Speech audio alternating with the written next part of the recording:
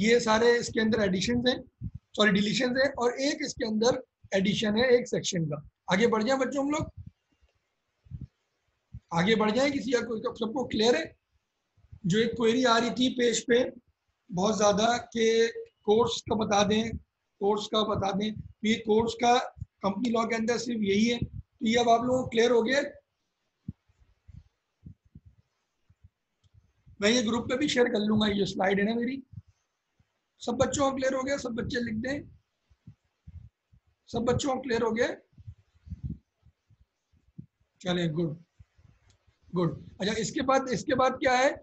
इसके बाद हम दूसरा टॉपिक देखते हैं कि देखिए इससे एक बहुत बड़ा एडवांटेज आप लोगों को उसने इस अटेम्प्ट में दिया है कि पेपर वही 100 का है, लेकिन उसने चीजें इतनी सारी निकाल दी। अब देखिए ना, ऑडिट का पूरा सेक्शन उसने निकाल दिया, उसने पूरा मॉर्गेजेस निकाल दिया, उसने ये अच्छा खासा बड़ा सेक्शन था 86 87, ये वाला उसने निकाल दिया। तो यार आप अगर इसको देखें, इसको आप ये चीज नोट करें तो यार पेपर वही 100 नंबर का है, लेकिन ये देखिए ये सेक्शन का पेपर वही 100 नंबर का है, लेकिन और वही, और यहीं से पूरा वही 50 आएगा, लेकिन देखिए उसने ना निकाल दी अच्छे खासे सेक्शन। मतलब क्या है, मेहनत कम मार्क्स वही, मेहनत कम मार्क्स वही। तो ये बहुत गोल्डन अटेम्प्ट है। अगेन मैं कह रहा हूँ कि यही पेपर एंड में जाके दो में स्प्लिट हो जाएगा, और कंपनी लॉ एक सेपरेट पेपर होगा और मर्केंटाइल लॉ एक सेपरेट पेपर होगा। मर्केंटाइल लॉ में जरा और लॉस बढ़ेंगे, कॉन्ट्रैक्ट का वो और बढ़ाएगा, सेल ऑफ गुड्स एक्ट आ जाएगा, ट्रस्ट एक्ट आ जाएगा, इस तरह पहले हुआ करते थे, हो सकता है और भी कुछ डाल दे। और कंपनी लॉ में जरा जितने छोटे से उसमें कोर्स बनाया हुआ था, इसको बहुत ज्यादा एक्सटेंड करेगा, वो उसको बढ़ाएगा, इसको लेके जाएगा जरा और लॉज लाएगा इसके अंदर। जरा मॉड्यूल सी रैप का कोर्स बहुत बड़ा है, जाइंट कोर्स है लॉ का, तो इंशाल्लाह ये वहां से निकाल वहां की कुछ चीजें यहाँ लाएगा। तो ये एक बहुत बड़ा एडवांटेज उसने इस दफा दिया। अच्छा, इसके बाद हम डिस्कस करते हैं negotiable instrument. There is no change in partnership act. ये देखिए बच्चों, there is no change in partnership act. Partnership act के सिलेबस में कोई चेंज नहीं, जो पहले पढ़ते थे वही पढ़ेंगे।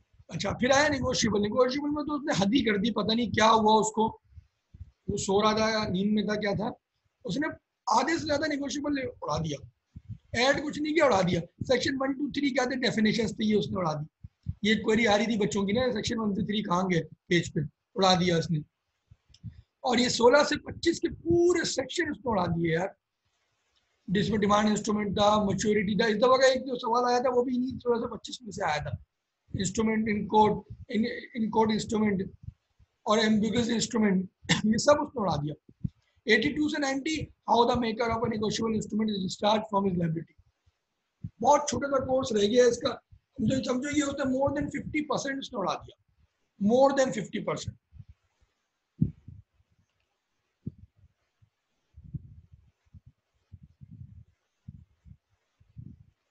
नेक्स्ट अटेम्प्ट में थोड़ी स्कीम चेंज हो रही है, नेक्स्ट ईयर चेंज होगी। नोमान, नोमान, अभी नहीं चेंज हो रही है स्कीम, स्कीम 2021 की है। तो अभी ये दोनों अटेम्प्ट जो है आप लोगों की 2020 की, ये अभी अपनी जगह इंटैक्ट है। ये एक ही पेपर आपको देना होगा, आप क्लियर कर जाएंगे तो वो दोनों पेपर इंशाल्लाह नहीं देने होंगे। देखिए तो बच्चों, इसका कितना बड़ा मतलब एडवांटेज इस दफा उसने दिया है, उसने कोर्स ही इतना कम कर दिया, वही 100 नंबर का पेपर है, कोर्स उसने कम कर दिया, एडिशन करी नहीं है, सिर्फ डिलीशन ही डिलीशन करी है। तो ये एक इतनी गोल्डन अटेम्प्ट है ना आप लोगों के पास, कि आप लोग मतलब थोड़ा सा टाइम देंगे, कहाँ टाइम भी कम लगेगा, और क्या नाम है, पेपर वही 100 नंबर का है। ये इसका एडवांटेज मेरे हिसाब से आप लोगों को अवेल करना चाहिए। अच्छा, मुझे पता है अब कोई तो इंशाल्लाह देखिए सबसे बड़ी जो फोकस आप लोगों का किया जाएगा ना, वो है पास पेपर। ये देखिए पढ़ता हर बंदा रट के चले जाता है पेपर ना, तो पेपर को याद करना is not a difficult, sorry book को याद करना कोई मुश्किल चीज नहीं है। सबसे सबसे इम्पोर्टेंट चीज जो है ना, वो है आपके पास पेपर। और पास पेपर में क्या, देखिए सबसे पहले मैं कहता हूँ इंटरप्रिटेशन, किस तरह पढ़ते हैं सवाल को, हाउ टू रीड मतलब। दूसरा क्या है, उसका एक जहन में माइंड स्केच, कि इसको किस तरह सॉल्व करना है। फिर आएगा उसकी ड्राफ्टिंग। आप लोग क्या करते हैं, ये वाला काम पहले, ये वाला काम करते हैं, सिर्फ ये वाला काम। देखा मेमोरेंडम का आया है सवाल, बस फौरन जितना मेमोरेंडम का याद करके थे सब उतार के आ गए, डायरेक्टर्स का आया सब उतार के आ गए। नहीं, हमें सबसे पहले सवाल को पढ़ना है, क्योंकि सवाल 10 नंबर का है ना। मिसाल देते हैं, चलो 5 नंबर का कर लेते हैं, 5 मार्क्स का सवाल है, सही है। 5 मार्क्स के सवाल के लिए कितने होते हैं मिनट, 9 मिनट, 9 मिनट। 9 मिनट में से ना आपने इसको इसको देना है 1.5 मिनट, इसको आपने देने 1.5 मिनट, कितने हो गए 3, फिर इसको आपने देने 6 मिनट।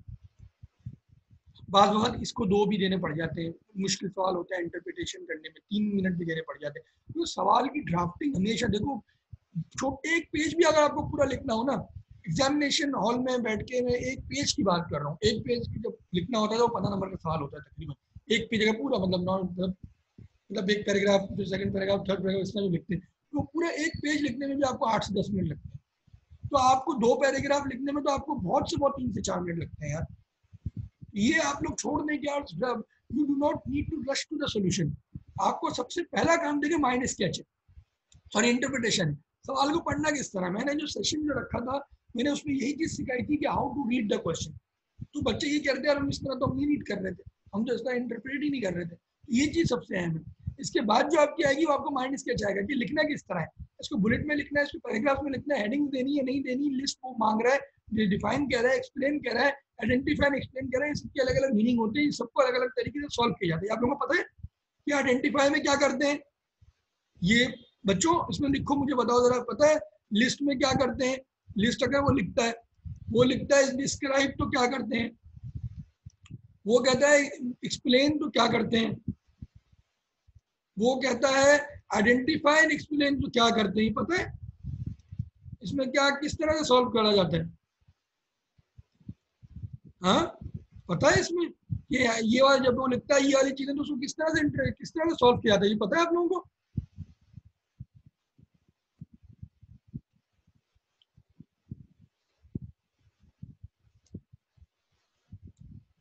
ये नहीं पता किस तरह करते हैं? लिस्ट में तो पता है सबको पॉइंट लिखते हैं, नहीं मैं इसको एक्सप्लेन करूंगा बच्चों, मैं इसको एक्सप्लेन करूंगा, 5 पेपर पे आऊंगा ना मैं एक्सप्लेन करूंगा इसको, बिल्कुल करूंगा यार। ये तो बहुत ही अजीब सी बात है यार, पता। अच्छा चलो बड़ी, चलो यार हम स्ट्रेंज के आप लोगों ने को पहले कभी किसी ने बताया नहीं। आइडेंटिफाई क्या होता है? आइडेंटिफाई मतलब 1 लाइनर, 1.5 लाइनर, बस 1.5 लाइनर, 1.5 लाइन आइडेंटिफाई कर दो। अगर सिर्फ देखो, अगर सिर्फ आइडेंटिफाई लिखना है, सॉरी 1.5 लाइन कह रहा हूँ, सॉरी आइडेंटिफाई मतलब सिर्फ नाम लिख के छोड़ देना। फॉर एग्जाम्पल अगर वो कहता है, क्या कहता है, अगर वो कोई भी चीज मांगता है तो सिर्फ वो अपने में बुलेट लिखते हैं, बुलेट बुलेट बुलेट बुलेट। अब मुझे ऐसा रिकॉल नहीं हो रहा कोई भी चीज, कहते क्या है, कहते क्या क्या कहेंगे, कौन सा सवाल अब आप लोगों ने पढ़ा हुआ भी हो मुझसे, क्योंकि अभी आप लोगों ने मुझसे पढ़ा नहीं है ना, तो इंशाल्लाह पढ़ेंगे तो मैं उसको बताऊंगा कि कोई एक सवाल इस तरह आएंगे तो आइडेंटिफाई में। लिस्ट में क्या होता है, लिस्ट में आप लोगों ने 1 लाइनर लिख देने। डिस्क्राइब में क्या होता है, पैराग्राफ, पैराग्राफ 2 से 3 लाइनों का पैराग्राफ। एक्सप्लेन में क्या होता है, एक्सप्लेन में थोड़ा सा उससे ज्यादा, 3 से 4 लाइनों का पैराग्राफ, 4 से 5 लाइनों का पैराग्राफ। आइडेंटिफाई एक्सप्लेन किस तरह होता है, पहले आइडेंटिफाई करेंगे फिर एक्सप्लेन करेंगे। आइडेंटिफाई मतलब हेडिंग देना, आइडेंटिफाई का मतलब होता है हेडिंग देना, हेडिंग दे दी आपने, ये आइडेंटिफाई, नीचे भी उसको एक्सप्लेन किया, ये होता है आइडेंटिफाई। इसको और भी मैं ब्रीफली डिस्कस करूंगा, मसला नहीं।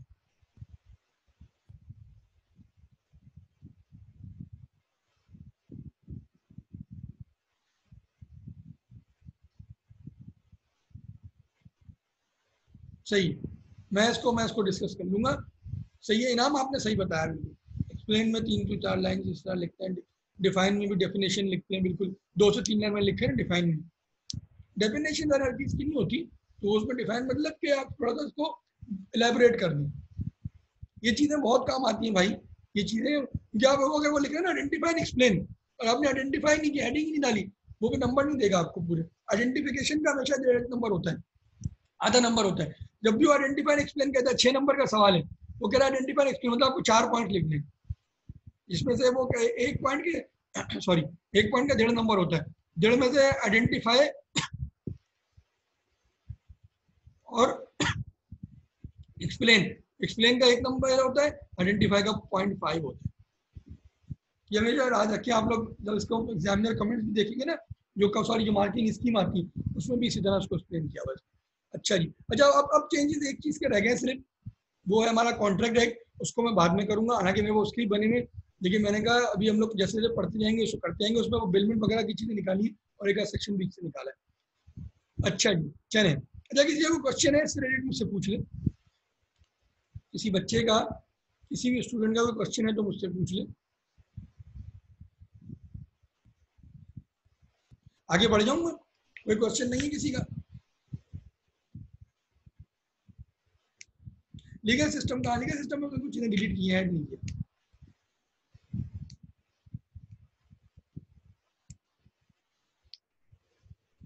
हाँ आगे बढ़ जाए, चैप्टर शुरू करें हम लोग अपना, चैप्टर शुरू करें बच्चों।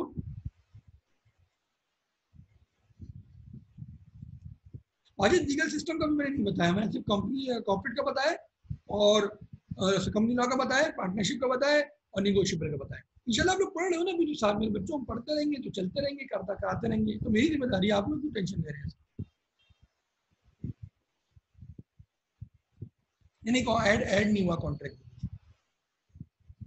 पार्टनरशिप में कुछ भी डिलीट नहीं हुआ, पार्टनरशिप पूरा है। चलें जी आगे बढ़ते हैं, एक नया टॉपिक स्टार्ट करते हैं। अच्छा एक चीज़ है, अच्छा मुझे उस दिन कुछ बच्चे कह रहे थे कि यार उस क्वेश्चन ना, देखिए मेरा मेरा मेरा जैसे अपना पढ़ाने का तरीका ये है कि मैं पहले एक टॉपिक हो गया, जैसे ये 240 सेक्शन आ रहा है, अच्छा बच्चों थोड़ा सुनिएगा, जैसे 240 सेक्शन आ रही है तो मैं क्या करूँगा, इसको पूरा पहले एक्सप्लेन करूँगा, मैं पूरा इसको एक्सप्लेन करूँगा, फिर मैं आप लोगों से क्वेश्चन लूँगा। तो काइंडली जब मैं पहले एक्सप्लेन करूँगा तो उसको आप लोग उसको सुन लें, जो भी क्वेश्चन है भी नोट डाउन करें, उसको चैट में लिखें, और चैट में लिखते ना, फिर एकदम से जब मैं क्वेश्चन पे कहता हूँ कि यार क्वेश्चन मुझसे पूछे, तो उस वक्त जब बच्चे नया क्वेश्चन लिखते हैं ना, तो आपका पुराना क्वेश्चन हो जाता है, वो रह जाता है, फिर आप ये ना सोचे कि यार वो क्वेश्चन मेरा जवाब नहीं दिया, तो क्वेश्चन को अपने होल्ड करें, कहीं कॉपी पे लिख लें, कहीं अपने पास लिख लें, नोट डाउन कर लें।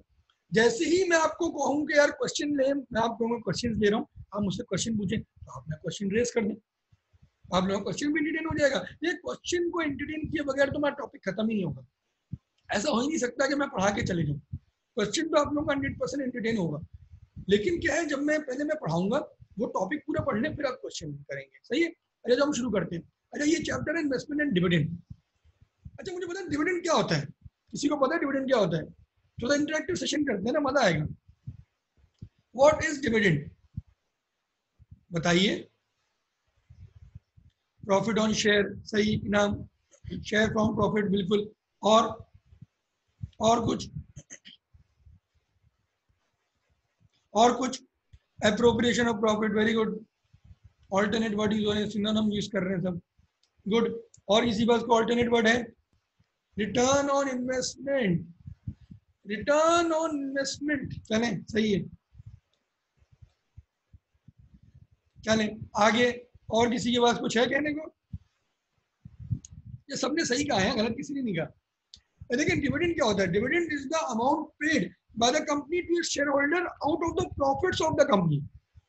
अच्छा अब आप लोगों ने सुनना है, सही है, अब आप लोगों ने सुनना है, 5 मिनट मेरी बात सुनेंगे, इसके बाद मैं जवाब, इसके बाद मैं आप लोगों को क्वेश्चन दे दूंगा। सही है, डिविडेंड क्या है, डिविडेंड क्या है, शेयर ऑफ प्रॉफिट है, शेयर ऑफ, देखो इसमें प्रॉफिट का लफ्ज बहुत जरूरी है, इसमें सेल नहीं कहा उसने, इसमें उसने सेल नहीं कहा, इसमें उसने वो नहीं कहा, इसमें क्या नाम है उसने क्या क्या कहते हैं, रेवेन्यू नहीं कहा, ग्रॉस प्रॉफिट नहीं कहा, उसने कहा share of profit paid to the shareholders by company. देखो अकाउंटिंग में देखो, जब डिविडेंड होता है, जब डिविडेंड की एंट्री क्या होती है, डिविडेंड की एंट्री क्या होती है, डिविडेंड कभी भी एक्सपेंस नहीं होता, डेबिट होता है रिटेन अर्निंग, क्रेडिट होता है डिविडेंड पेबल, ये अपॉन डिक्लेरेशन होता है, डिक्लेरेशन क्या होता है, रिकमेंडेशन क्या होता है, हम आगे पढ़ते हैं, इतना तो बैकग्राउंड समझा रहा हूँ आप लोगों को। समझो 100 रुपए का डिविडेंड है, dividend retain earning debit, dividend payable credit, और at the time of payment क्या होगा, डिविडेंड पेबल डेबिट, लायबिलिटी खत्म कर रहे हैं, और क्रेडिट क्या होगा, बैंक। ये अकाउंटिंग एस्पेक्ट है इसका, मेरा माशाल्लाह हम सब अकाउंटेंट ही बन रहे हैं, इसका अकाउंटिंग एस्पेक्ट मैंने कहा आप लोगों को बता दूं। अच्छा डिविडेंड सही है, और डिविडेंड हमने पढ़ा, डिविडेंड क्या होता है, ये एक डिस्ट्रीब्यूशन ऑफ प्रॉफिट है, क्योंकि यार मैंने आपको पैसा दिया कंपनी को, अब यार मुझे रिटर्न तो चाहिए ना, मैं शेयर का कागज रख के तो नहीं बैठा रहूंगा ना जिंदगी भर। एक देखो दो तरह के रिटर्न होते हैं ऑन इन्वेस्टमेंट, एक चीज आप हमेशा याद रखिए, एक होता है कैपिटल गेन, एक होता है कैपिटल गेन, एक होता है डिविडेंड। कैपिटल गेन क्या होता है, मैंने खरीदा था शेयर 100 रुपए का, आज मैं बेच रहा हूँ उसको 120 रुपए का, ये 20 रुपए का क्या हो गया, मेरा गेन हो गया, सही है। डिविडेंड क्या होता है, डिविडेंड जिससे हम पढ़ रहे हैं शेयर ऑफ प्रॉफिट, इसमें मेरे शेयर सेल नहीं होते, प्रॉफिट में से मुझे कंपनी देती है, प्रॉफिट में से मुझे कंपनी मुझे देती है, अपना पैसा देगी। तो दो तरह से शेयर होल्डर दो तरह से कमाता है। एक शेयर होल्डर जो है दो तरह से कमाता है, एक वो कमाएगा कैपिटल गेन के जरिए, एक वो कमाएगा शेयर ऑफ प्रॉफिट के जरिए। एक तो 5 रुपए दिया ईयर वन, फिर ईयर 2 आया, फिर इसने 2 रुपए दिया, फिर ईयर 3 आया, इसने 3 रुपए दिया, ईयर 4 आया, इसने मुझे फिर से 5 रुपए दे दिया, ईयर 5 आया, इसने मुझे फिर से 5 रुपए दे दिया। ये डिविडेंड मेरे शेयर में होल्ड हुए, में यहाँ में एक दो बार शेयर बेचूंगा, मार्केट से आउट हो जाऊंगा, खत्म। सही है। तो ये एक मैंने छोटा सा बैकग्राउंड दिया कि शेयर होल्डर डिविडेंड होता क्या है। Dividend is a share of profit जो कंपनी देती है टू शेयर होल्डर। अगर कंपनी को मैंने पैसा दिया तो मुझे उसका रिटर्न चाहिए। आप बैंक में डिपॉजिट करते हो पैसा तो बैंक आपको इंटरेस्ट देता है, तो इधर आपने कंपनी को पैसा दिया तो कंपनी आपको कुछ ना कुछ देगी। दो तरह से शेयर होल्डर को कंपनी, दो तरह से एक शेयर होल्डर कंपनी से कमा सकते हैं। एक तो बाय वे ऑफ डिविडेंड है, एक होता है कैपिटल गेन। कैपिटल गेन मैंने आपको बताया 100 रुपए का शेयर था, मैंने 1 साल होल्ड किया उसको, वो कंपनी ग्रो कर गई, 120 रुपए का शेयर हो गया, तो 20 रुपए मेरा गेन हो गया। मैंने शेयर बेचे, 20 रुपए पर शेयर मैंने कमा लिया। अब दूसरा स्टांस क्या है कि एक तो मैंने, और दूसरा क्या है कि share of profit. Share of profit क्या है? Share of profit is the dividend. तो कंपनी ने कहा यार हमने देखो पूरा साल कमाया, हमारा टाइम है कि हम आपको रिटर्न दें, आपसे पैसा लिया था हमने, तो return we will give return in the form of dividend and that dividend is your dividend income. अब आइए इसको रीड करते हैं with this short brief introduction. अब इसको रीड करते हैं कि ये है क्या। देखो द कंपनी में डिक्लेयर, अच्छा देखो डिक्लेयर का लफ्ज बहुत इंपॉर्टेंट है। डिक्लेयर क्या होता है और रिकमेंड क्या होता है मैं अभी पढ़ाता हूँ। द कंपनी में declare dividend in general meeting, no dividend shall exceed the amount recommended by the board. अच्छा मैं आप लोगों को भी बताता हूँ डिविडेंड की ट्रेल क्या होती है। डिविडेंड की ट्रेल क्या होती है, एक मिनट में आपको बताता हूँ। ये भी रबड़ से में डालें, बड़ा इंग्लिश रबड़ है। तो मजा आता है आप लोगों को ये ऑनलाइन क्लासेस में। यही तो फायदा होता है ना कि टाइम बच जाता है। हाँ टाइम बच जाता है, जाना नहीं है आना नहीं है, आराम से घर में बैठ के ले रहे हैं क्लासेस। लेकिन फिजिकल का ज़रा अपना मजा होता है, फेस टू फेस इंटरेक्शन होता है उसमें आपसे, और स्पीड भी पढ़ाने की भी ज़्यादा होती है, पढ़ने की भी ज़्यादा होती है। कितनों को इसमें मजा आ रहा है? लोग कहते हैं यार इसी तरह होना चाहिए क्लासेस। कितने लोग हैं जिनको इसमें मजा आ रहा है तो कह रहे हैं यार इसी तरह होनी चाहिए क्लासेस। अच्छा कोई नहीं है, चलो गुड। भाई यार हम भी मजबूरी में इस तरह पढ़ रहे हैं, देखते अल्लाह मालिक के इंशाल्लाह। लेकिन ये आई डोंट थिंक सो कि अभी जितनी जल्दी खुलेंगी चीजें, आई डोंट थिंक सो। 15 जुलाई तक तो वैसे ही सब बंद पड़ा है, सारी यूनिवर्सिटी वगैरह। अच्छा मजा आ रहा है ऑनलाइन में। अच्छा जी देखो डिविडेंड का प्रोसेस क्या होता है। अच्छा जी चलो बैक बैक टू स्टडी। देखिए डिविडेंड सबसे पहले बीओडी जो है वो रिकमेंड करता है। बीओडी क्या करता है? रिकमेंड करता है। इसको चाहें तो अपने पास नोट कर लें, इसको चाहें तो अपने पास नोट कर लें। बीओडी रिकमेंड किसको करता है? एजीएम में शेयर होल्डर्स को, शेयर होल्डर्स को करता है इन एजीएम। एजीएम हो गई, जनरल मीटिंग हो गई, कुछ भी हो गई, रिकमेंड करता है। ये किसकी, ये क्या केस है? ये फाइनल डिविडेंड का केस। फाइनल डिविडेंड इंटरिम का क्या होता है बताता हूँ। सही है, बीओडी ने रिकमेंड किया शेयर होल्डर्स को, अब शेयर होल्डर क्या करेंगे? शेयर होल्डर्स को अप्रूव करेंगे। अप्रूव कह रहे हैं, डिक्लेयर कह रहे हैं, जो उनका जो अब रेजोल्यूशन पास होगा जो उसमें वो लोग हाँ करेंगे उसको, वो होता है अप्रूव कह लें, डिक्लेरेशन कह लें, declaration of dividend, approval of dividend, ये होता है। तो जहां भी डिक्लेयर का लफ्ज आया मतलब डिविडेंड अप्रूव हो चुका है, ये स्टेज पे नहीं है। ये सिर्फ बीओडी सिर्फ रिकमेंड कर सकता है। बीओडी के पास फाइनल डिविडेंड की पावर नहीं है कि वो डिक्लेयर करे। BOD will only recommend a percentage dividend, वो 7% कहेगा 10% of dividend, 10% dividend, sorry 10% dividend. अरे आपको पता है 10% 20% किस चीज पे होता है? ये फेस वैल्यू पे होता है। Face value, for example face value जा रही है आपकी बैलेंस शीट पे 10 रुपए है, 10 रुपए होती है, कहीं 5 रुपए होती है, मोस्टली 10 रुपए होती है। 10 रुपए आपको क्या 20% डिविडेंड, तो मतलब कितना हुआ इसका? At the rate 20% equal to 2 rupees per share. ये इस तरह होता है, समझे? अच्छा बीओडी ने रिकमेंड किया, शेयर होल्डर ने एजीएम में अप्रूव कर दिया, तो हो गया डिक्लेरेशन हो गया।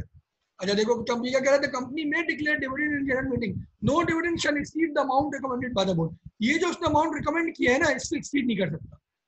उनकी मर्जी थोड़ी। अब शेयर होल्डर तो यार ऐसी आगे बैठा हुआ है, सारे किसी के पास 10 शेयर है, किसी के पास 20 शेयर है, किसी के पास लाखों शेयर है। अब वो अपनी मर्जी से कह रहा है कि नहीं यार इतना इतना कर दो डिविडेंड, वो तो चाहेगा कि मुझे ज्यादा से ज्यादा मिले। कंपनी का अगर प्रॉफिट भी आया है, कंपनी का अगर प्रॉफिट भी आया तो प्रॉफिट की प्लानिंग होती है ना।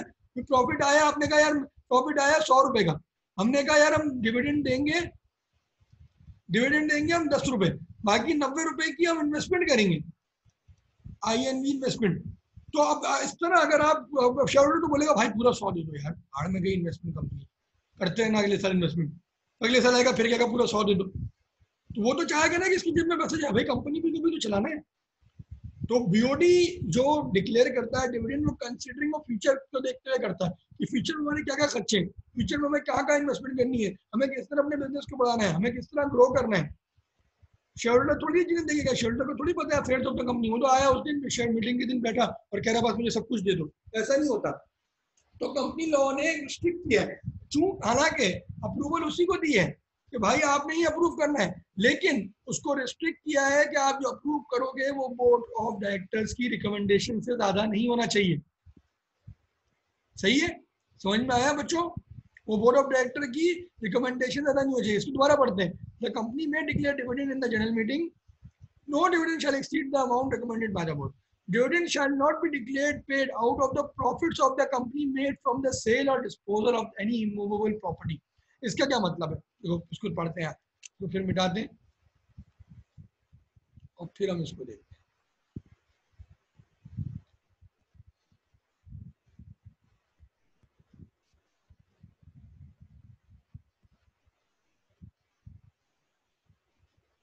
इसका मतलब क्या है, इसको समझने की कोशिश करते हैं।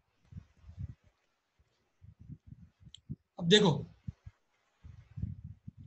देखो प्रॉफिट आया कंपनी का 1 लाख रुपए, 1 लाख रुपए का प्रॉफिट आया। और जब इस प्रॉफिट में देखा जाए तो दो कंपोनेंट्स हैं, एक अदर, एक सेल है, सेल ऑफ प्रॉपर्टी का प्रॉफिट है, गेन हो गया, गेन आया उसके अंदर, और एक उसके अलावा है अदर है, अदर है। अच्छा अदर में ना लॉस आ रहा है, और यहां जो है 1,20,000 रुपए का प्रॉफिट, तो टोटल कितना हो गया, ये प्लस माइनस करें 1 लाख बन गया। वो कह रहा है कि देखो जो तुम इसमें से ना, इसमें से प्रॉफिट नहीं दे सकते, इसमें से सॉरी इसमें से ना डिविडेंड नहीं दे सकते।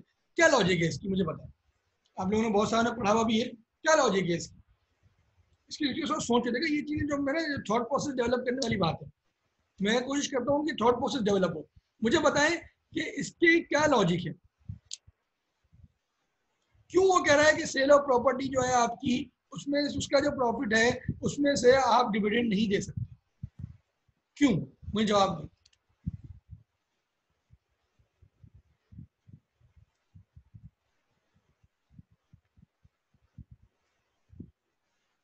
बिल्कुल बिल्कुल, और बच्चे जवाब दें।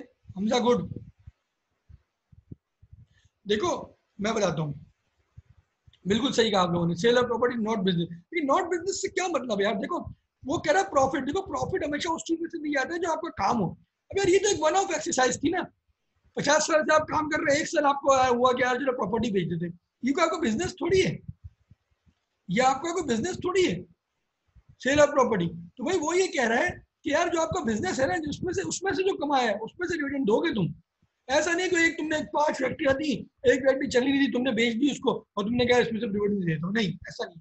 तो आपने तो कमाया ही नहीं कुछ, वो तो एक प्रॉपर्टी थी जो आपने बेची है। तो इसका रीजन ये है कि इसमें आपको प्रॉफिट का मतलब होता है जो आपका मेन लाइन ऑफ बिजनेस है।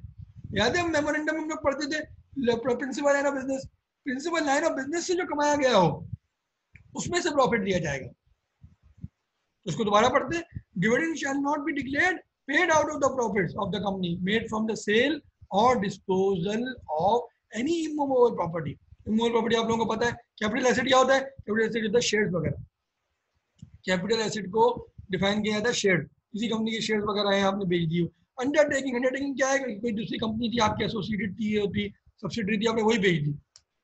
अंडरटेकिंग अनलेस, अब यहाँ एक्सेप्शन दे रहे हैं, अनलेस अनलेस के पहले ऊपर कहा कि भाई आप डिविडेंड नहीं पे कर सकते, किसमें से, सेल ऑफ मूवेबल प्रॉपर्टी में से, कैपिटल एसेट में से जो शेयर वगैरह होते हैं, और अंडरटेकिंग में से। अनलेस में क्या कह रहा है, the business of the company consist of selling and purchasing any such property, capital asset undertaking. मतलब कंपनी का बिजनेस ही यही है, कंपनी काम ही यही करती है। क्या काम करती है, प्रॉपर्टी खरीदती है, प्रॉपर्टी बेचती है, शेयर खरीदती है, शेयर बेचती है, कंपनियां खरीदती है, कंपनियां बेचती है, कंपनी को बनाती है, 5 साल लगती है, बेच देती है, उसका काम ही यही है। तो वो जो है वो अपनी चाहे तो इन चीजों, तीनों चीजों की सेल में से कर सकती है। दूसरा क्या है, such profit or set off or adjusted against losses arising from the sale of any such property capital asset undertaking.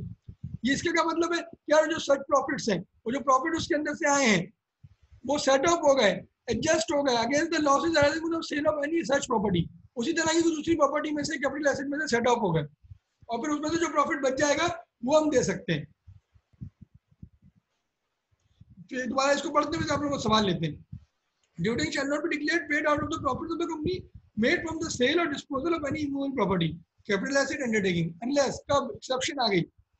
The business of the company consists of selling and purchasing of any such property, capital asset undertaking, such profits, such profit कौन से, वो जो profit जो आपको immovable property से आया है, वो जो डिस्पोजल से आया है, तो वो जो कैपिटल एसेट से आया है, वो जो अंडरटेकिंग से आया है, वो प्रॉफिट की बात कर रहा है। सच का मतलब वो है, आर सेट ऑफ, वो प्रॉफिट सेट ऑफ हो गए हो या एडजस्ट हो गए हो अगेंस्ट लॉसेस। कौन से losses, arising from the sale of any such property, उसी तरह की दूसरी property, capital asset or undertaking.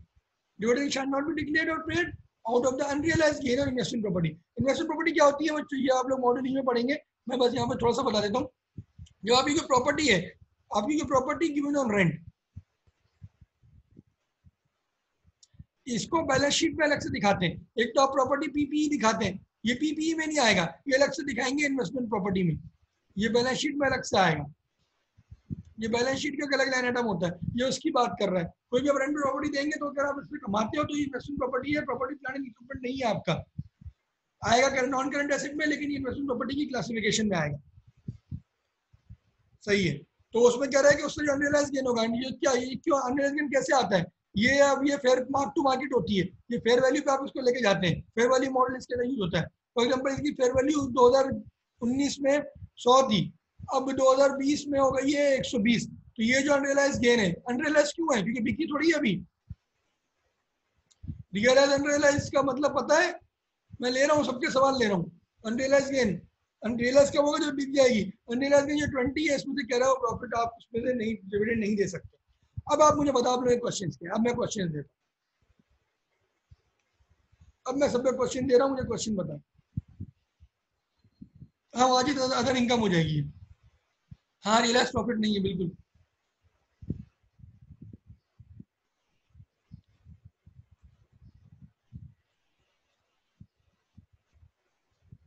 Second section की जो एग्जांपल है वो वही है कि एक एसेट में से आपका लॉस हुआ और दूसरे एसेट में से प्रॉफिट हुआ, वो सेटअप और एडजस्ट हो रहा है।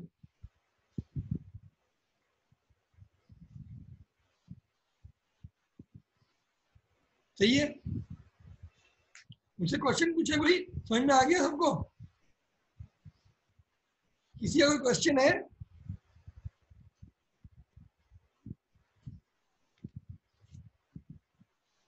एक कंपनी दूसरी कंपनी के शेयर परचेज करे और उसमें गेन हो, वो भी शेयर हो, नहीं होगा, नहीं वो भी शेयर नहीं होगा, अनटिल अनलेस आपका काम ही शेयर परचेज करना और सेल करना। एडजस्ट होकर जो अमाउंट बचेगा उस पर डिविडेंड देंगे, बिल्कुल। ये मेरा प्रॉपर्टी वाला गेन अगेन बता दें, प्रॉपर्टी वाला ये है कि अगर आप प्रॉपर्टी बेचते हैं और उसमें आपको गेन होता है, तो वो गेन से आप डिविडेंड नहीं दे सकते। क्यों? क्योंकि वो आपका रेगुलर बिजनेस नहीं है, वो आपका प्रिंसिपल लाइन ऑफ बिजनेस नहीं है। तो वो ये कहता है कि यार डिविडेंड आपको प्रॉफिट में से देने हैं। प्रॉफिट किस में से आता है? रूटीन बिजनेस में से आता है। क्या जब आपका रूटीन बिजनेस ही नहीं है तो आप इसमें प्लीज, इसमें आप इस पैसे में से आप नहीं दें, क्योंकि एक दफा का पैसा है, अगले साल थोड़ी दोबारा प्रॉपर्टी बेचेंगे आप। प्रॉपर्टी कितनी होंगी आपको? 5 होंगी, 10 होंगी, 6 होंगी, कितने साल तक बेचते रहेंगे? बिजनेस जो रन कर रहे हैं वो तो कंटिन्यू चलता रहेगा ना। समझ में आया? सेकंड पॉइंट देखिए, सेकंड पॉइंट में ये है कि वो ये कह रहा है कि आप लोगों का जो प्रॉफिट एडजस्ट, देखिए उसने कहा कि आपने एक प्रॉपर्टी में से प्रॉफिट कमाया, एक में से लॉस कमाया, वो ये कह रहा है कि जो एडजस्टमेंट के बाद जो बचेगा उसमें से दे दें। एक प्रॉपर्टी में से आपको 1 लाख का लॉस हुआ, एक में से 1,20,000 का प्रॉफिट हुआ, तो जो 20,000 का जो डिफरेंस है उसमें से आप डिविडेंड दे सकते हैं।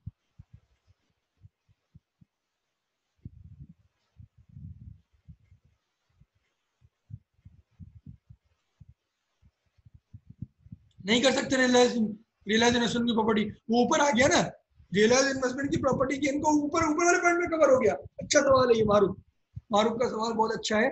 उससे मारूफ पूछ रही है कि ऊपर के रियलाइज हो जाए तो दे सकते हैं, पर रियलाइज अगर हो जाएगा तो वो इस वाले पॉइंट में आ जाएगा ना, इमूवेबल प्रॉपर्टी की सेल में आ जाएगा। वो तो यहाँ ऊपर मना कर दिया ना उसने। समझ में आया मारूफ? अच्छा सवाल पूछा आप लोगों ने, गुड। अगर वो रियलाइज हो जाएगा तो वो तो ऊपर वाली उसमें आ जाएगा, investment property, minimum property sell कर दी आपने। मारूफ क्लियर हुआ? ये बहुत अच्छा सवाल था मारूफ का। अगर रियलाइज हो जाएगी इन बेच दे वो प्रॉपर्टी, इन्वेस्टमेंट प्रॉपर्टी, तो फिर कर सकते हैं, नहीं कर सकते क्योंकि ऊपर उसने मना कर दिया, इमूवेबल प्रॉपर्टी सेल पे नहीं कर सकते। सर इन्वेस्टमेंट प्रॉपर्टी क्या होती है? इन्वेस्टमेंट प्रॉपर्टी मेरा बच्चा वो होती है कि जो प्रॉपर्टी आप रेंट पे देते हैं ना, उसे इन्वेस्टमेंट प्रॉपर्टी कहते हैं।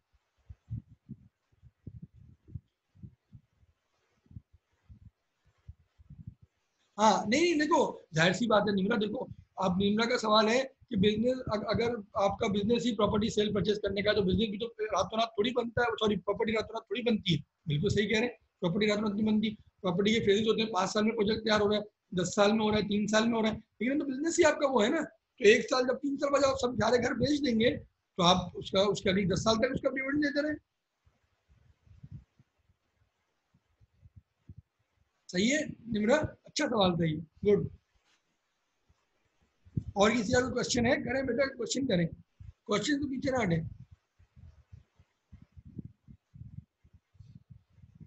क्वेश्चन है किसी का और भी, आगे बढ़ जाए?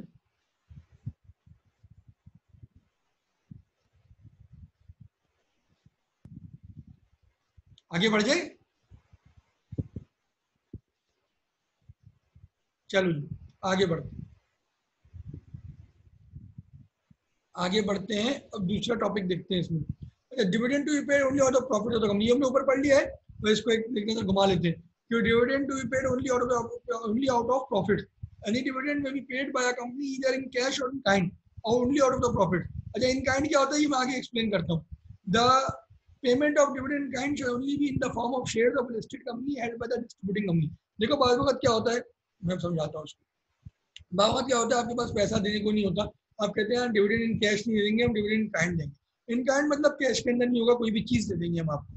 तो इन काइंड डिविडेंड किस तरह दे सकते हैं? वो कह रहा है भाई इन काइंड डिविडेंड आप सिर्फ लिस्टेड कंपनी के शेयर दे सकते हैं।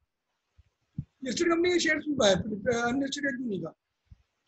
क्योंकि वो इजी इनकैशेबल होते हैं। लिस्टेड कंपनी के शेयर इजी इनकैशेबल होते हैं, तो उसने कहा कि मैं आप जो है लिस्टेड कंपनी के शेयर दे दें इसके अंदर। ये क्या चीज है मैं बताता हूँ, ये क्या चीज है मैं बताता हूँ। हाँ जी, देखो आप दो तरह से आप प्रॉफिट डिविडेंड दे सकते हैं। एक तो आप दें कैश में, एक तो अच्छा अभी सवाल रोक दें, मैं पूरा पूरा पढ़ा दूं फिर मैं आपसे क्वेश्चन लेता हूँ। फिर है काइंड। कैश में क्या है, सिंपल है, कैश बैंक अकाउंट से आपने दे दिया। काइंड में वो कह रहा है कि यार देखो आप ए कंपनी है, ए लिमिटेड है, आपके पास शेयर है एंग्रो के, आपके पास शेयर है किसी प्राइवेट लिमिटेड के। तो वो कह रहा है इसके जो आपके पास शेयर है ना, इसके शेयर आप तो अपने शेयर होल्डर को दे सकते हैं। शेयर होल्डर का आपने कैश डिविडेंड नहीं दिया, आपने कहा देखो मेरे पास एंग्रो के शेयर है 10 लाख, 1 लाख समझो 100 के, और आप लोग शेयर होल्डर कितने अज्यूम करते हैं, शेयर होल्डर 10,000 है, तो मैं एक एक शेयर होल्डर को कितने शेयर दूंगा, 10 शेयर। वो कह रहा है भाई देखो मैंने एंग्रो के शेयर आप लोगों को दे रहा हूँ, शेयर होल्डर को 10 शेयर पर शेयर होल्डर मैंने सबको दे दिए। ये जो होता है इसमें वो कह रहा है कि इन काइंड होता है, ये स्पेसिफिक डिविडेंड भी कहलाता है, ये स्पेसिफिक डिविडेंड भी कहलाता है, समझे? इन काइंड शेयर का मतलब होता है कि आप एक कंपनी है, उसके पास किसी दूसरी कंपनी के शेयर थे, वो शेयर होल्डर को कह रही है कि यार मैं आपको डिविडेंड नहीं दे रही कैश में, मैं आपको कैश डिविडेंड के बजाय इस जो मेरी कंपनी के पास जो शेयर है पुराने कंपनी के, मैं वो आप लोगों को डिस्ट्रीब्यूट कर देती हूँ। तो that distribution of share is called क्या, share in dividend in kind or specific dividend. अब पूछे सवाल, अब पूछे सवाल कि इससे क्या क्वेश्चन है। नहीं नहीं, bonus share right share in kind नहीं होता। बोनस शेयर राइट शेयर तो आपकी अपनी कंपनी के होते हैं। बोनस शेयर और राइट शेयर तो आपकी अपनी कंपनी के होते हैं।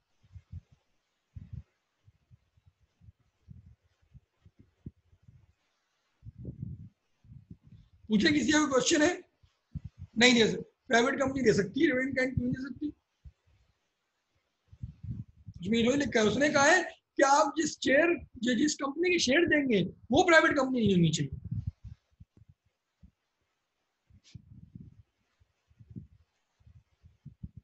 जिस कंपनी के शेयर देंगे वो प्राइवेट कंपनी नहीं होनी चाहिए। देखो ये क्या लिखा है, share in the form of share of listed company held by the distributing company. Distributing company कोई भी हो सकती है, प्राइवेट भी हो सकती है, पब्लिक भी हो सकती है। पब्लिक में लिस्टेड भी हो सकती है, अनलिस्टेड भी हो सकती है।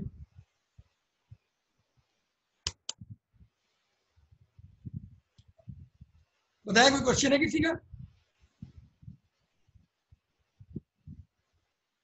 हाँ, प्राइवेट कंपनी किसी भी पब्लिक लिस्टेड कंपनी के शेयर दे सकती है।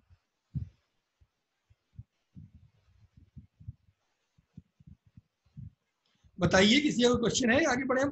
प्राइवेट वाली रिस्ट्रिक्शन क्यों है? प्राइवेट वाली रिस्ट्रिक्शन इस वजह से है कि यार देखो, आप किसी को आप शेयर दे रहे हैं, वो शेयर उससे सेल ही नहीं हो सकते। प्राइवेट कंपनी के शेयर ट्रेडेबल थोड़ी होते हैं। आपने पहले चैप्टर में पढ़ा था, प्राइवेट कंपनी वो कंपनी होती है जिसपे सारी 3 रिस्ट्रिक्शन अप्लाई होती है। 3 में से एक रिस्ट्रिक्शन क्या थी कि आप इसकी शेयर आप एडवर्टाइज नहीं कर सकते। इसके शेयर की रिस्ट्रिक्शन पर ट्रांसफर का रिस्ट्रिक्शन था, याद आया मोहम्मद नोमान? नहीं, अपने शेयर देंगे वो एक अलग चीज हो जाएगी, वो तो फिर राइट शेयर आ जाएगी। वो डिविडेंड काइंड नहीं है, वो राइट शेयर है। वो राइट शेयर होगा तो बोनस शेयर होगा इनाम। अपने शेयर जब आप देंगे तो वो या तो राइट शेयर होगा या बोनस शेयर होगा, वो ये नहीं होगा।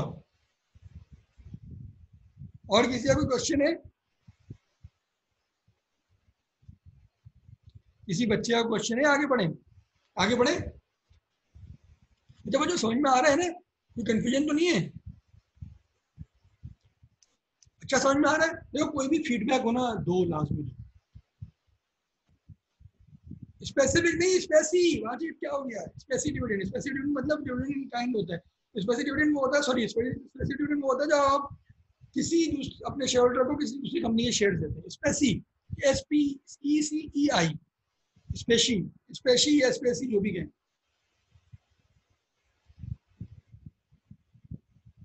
चलो, चलो जी। अच्छा अब आगे बढ़ते हैं, आगे बढ़ते हैं बच्चों। अच्छा ये मैंने बता दिया आपको, dividend to be paid out of the profit. तो बाबू को एक लाइन होती है, एक लाइन में कितना बड़ा कॉन्सेप्ट छुपा हुआ होता है। हम 10 मिनट से पढ़ रहे हैं एक लाइन को, क्यों? क्योंकि एक लाइन की अहमियत थी। बाबू का एक बड़े बड़े पैराग्राफ होते हैं, उतने सिंपल होते हैं, उसमें जरूरत ही नहीं होती।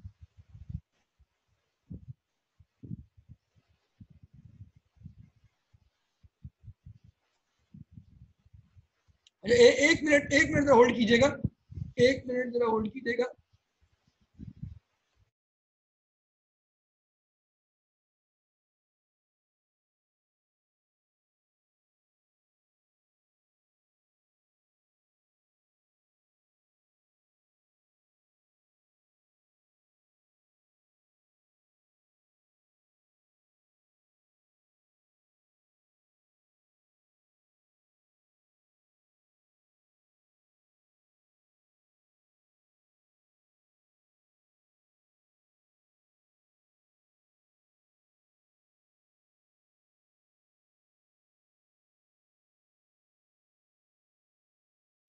Ajay ji, thank you. अच्छा अच्छा जी, चलें शुरू करते हैं। क्या भाई, क्या क्वेश्चन आ रहे हैं? सर इस लाइन में हेल्ड भी के क्या लिखा है? सर इस लाइन में हेल्ड भी किया है सिग्निफिकेंस है, शेयर जो कंपनी ने ऑलरेडी होल्ड करेगा। अहमद, मुझे आपका सवाल नहीं समझ में आया, दोबारा लिखें। आपका सवाल दोबारा लिखिए, मुझे समझ में नहीं आ रहा। सर इस लाइन में हेल्ड भी किया कि मुझे समझ में आ रहा आपका सवाल, मुझे दोबारा लिखिए बेटा। अच्छा जी, तो मैं आपका सवाल अहमद इंटरटेन करता हूँ, आगे बढ़ते हैं। आप सवाल दोबारा लिखें, मैं आपको इंटरटेन करता हूँ। अच्छा, dividend must be not to be paid except to the registered shareholder. देखो एक बात, एक और चीज। अच्छा चलो, अहमद साहब ने शायद दोबारा लिख दिया है। नहीं, ये परदेसी साहब ने लिखा है। Can dividend be paid in the form bonds? Bond नहीं, कौन से बॉन्ड? बॉन्ड तो यार स्टेट बैंक इशू करता है, आप बॉन्ड थोड़ी इशू कर सकती है कंपनी। कंपनी बॉन्ड इशू नहीं करती।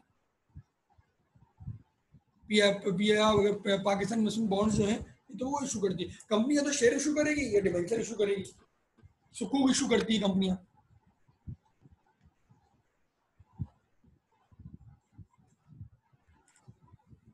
अच्छा जी, आगे बढ़ते हैं। अच्छा देखो अब एक बड़ा मजे का कॉन्सेप्ट आ रहा है। तो मजा आता है, देखो एक चीज होती है टीचिंग में ना, एक आप पढ़ा पढ़ा के निकल गए, हमने लाइन रीड करी बता दी। हमारी टीचिंग में, हमारी कंट्री की टीचिंग में और बाहर की टीचिंग में जो लोग पढ़ते हैं वो वही बताते हैं, कहते हैं यार बाहर वाले ही बताते हैं कि ये लिखा हुआ है तो क्यों लिखा। This is the basic difference जो हम लोग पढ़ते हैं और जो बाहर पढ़ते हैं, यही सबसे बड़ा डिफरेंस है। मैंने देखा चीजें तो हमारे पास भी वही लॉ है जो उनके पास है किसी भी चीज में। 2 मिनट रुक जाते हैं, अजान हो जाए, अब सिर्फ सिर्फ 1 डेढ़ मिनट, हाँ सिर्फ अजान तक का, ज्यादा नहीं। हमारी क्लास चलेगी 1:30 पौने 2 तक चलेगी इंशाल्लाह, 1:30 पौने 2 तक।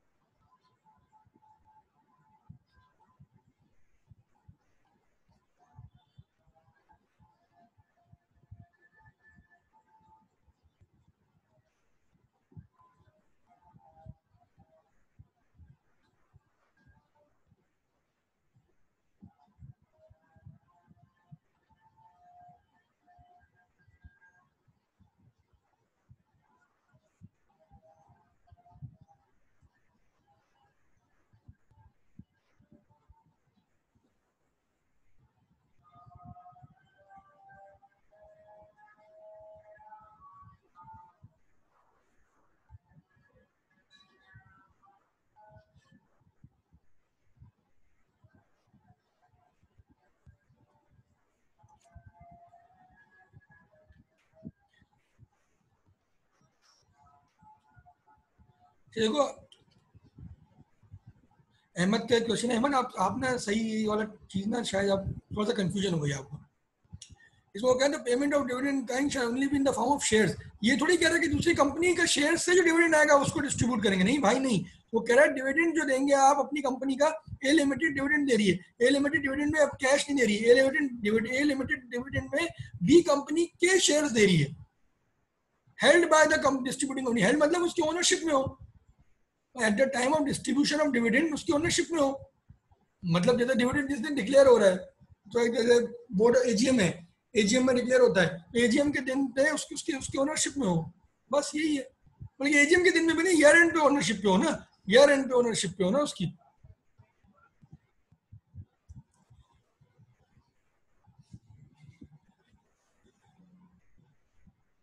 हाँ अच्छा, वो आप वाली जो बात है नहीं, बाद में खरीद के नहीं दे सकते।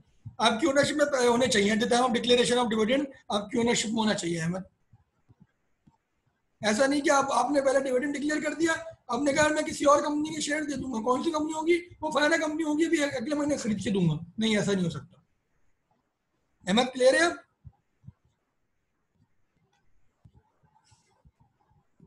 चलो जी, अच्छा आगे बढ़ते हैं। देखो फिर वही बात कि मैं कोशिश करूंगा कि पहले बताऊं कि यार ये चीज होती क्या है, फिर इंशाल्लाह आप लोगों को टॉपिक को ये इसको रीड करें, फिर समझें, फिर आप लोग क्वेश्चन में। देखो एक होता है registered shareholder. Registered share holder क्या होता है? देखो शेयर होल्डर जो है, बहुत सारे शेयर होल्डर होते हैं लिस्टेड कंपनी के, 5-5 हजार सर शेयर होल्डर होते हैं, 20-20 हजार भी होते होंगे, पीएसओ के 50 हजार भी होते होंगे। एक एक ना रजिस्टर ऑफ मेंबर होता है share holder, register of share holder होता है। उसके अंदर, उस रजिस्टर के अंदर जिसका नाम आ रहा होता है ना, जिसका नाम आ रहा होता है वो होता है entitled for dividend, entitled for dividend. तो ये रजिस्टर्ड शेयर होल्डर का मतलब वो शेयर होल्डर होता है जिसका नाम रजिस्टर ऑफ मेंबर्स में आ रहा होता है eight the time of declaration of dividend. जब जब कब आता है डिक्लेरेशन, नहीं होता, बुक क्लोजर का होता है उसमें, वो जब आएंगे वहां पे तो हम देख लेंगे। तो मतलब साहब अभी से सिंपल समझने के लिए ये कि रजिस्टर्ड शेयर होल्डर जो है ये वो शेयर होल्डर होता है जिसका नाम रजिस्टर ऑफ मेंबर्स में या रजिस्टर ऑफ शेयर होल्डर्स में आ रहा होता है। और इसके साथ हम शुरू करते हैं। वो कह रहा है कि डिविडेंड जो है ना आप रजिस्टर्ड शेयर होल्डर को देंगे, इसके अलावा किसी को नहीं देंगे। जाहिर है उसी का हक है ना यार, उसका नाम आ रहा है शेयर होल्डर में। मैं बोलूँ कि यार मुझे एंग्रो का शेयर होल्डर, मैं एंग्रो का शेयर होल्डर नहीं हूँ, मुझे आप दे दें डिविडेंड। बोलेगा भाई क्यों दे दूँ, तुम आ रहे हो मेरे रजिस्टर मेंबर्स में, नहीं आ रहा मैं, फिर क्यों दे दूँ। ये चीज है। Any dividend declared by a company, declared, again declared का वर्ड यूज किया, रिकमेंडेड नहीं है। डिक्लेयर्ड, डिक्लेयर्ड कहाँ होगा, फाइनल डिविडेंड है तो एजीएम में। Declared by a company must be paid to its registered shareholders or to their order. Order मतलब यार मैंने कहा यार देखो मेरे बेटे को दे दो, मैंने जो शेयर खरीद के जो कंपनी को इंस्ट्रक्शन दे दी, क्या मेरा अकाउंट में नहीं मेरे बेटे के अकाउंट में डाल दो, तो ये और टू द ऑर्डर होता है। या मेरी वाइफ के अकाउंट में डाल दो, to order within specific period and manner. Specified period क्या है वो आगे जाके देखते हैं, 30 दिन है, आप लोगों को भी पता है। एनी डिविडेंड दोबारा पढ़ते हैं, any dividend declared by a company must be paid to its registered share holder.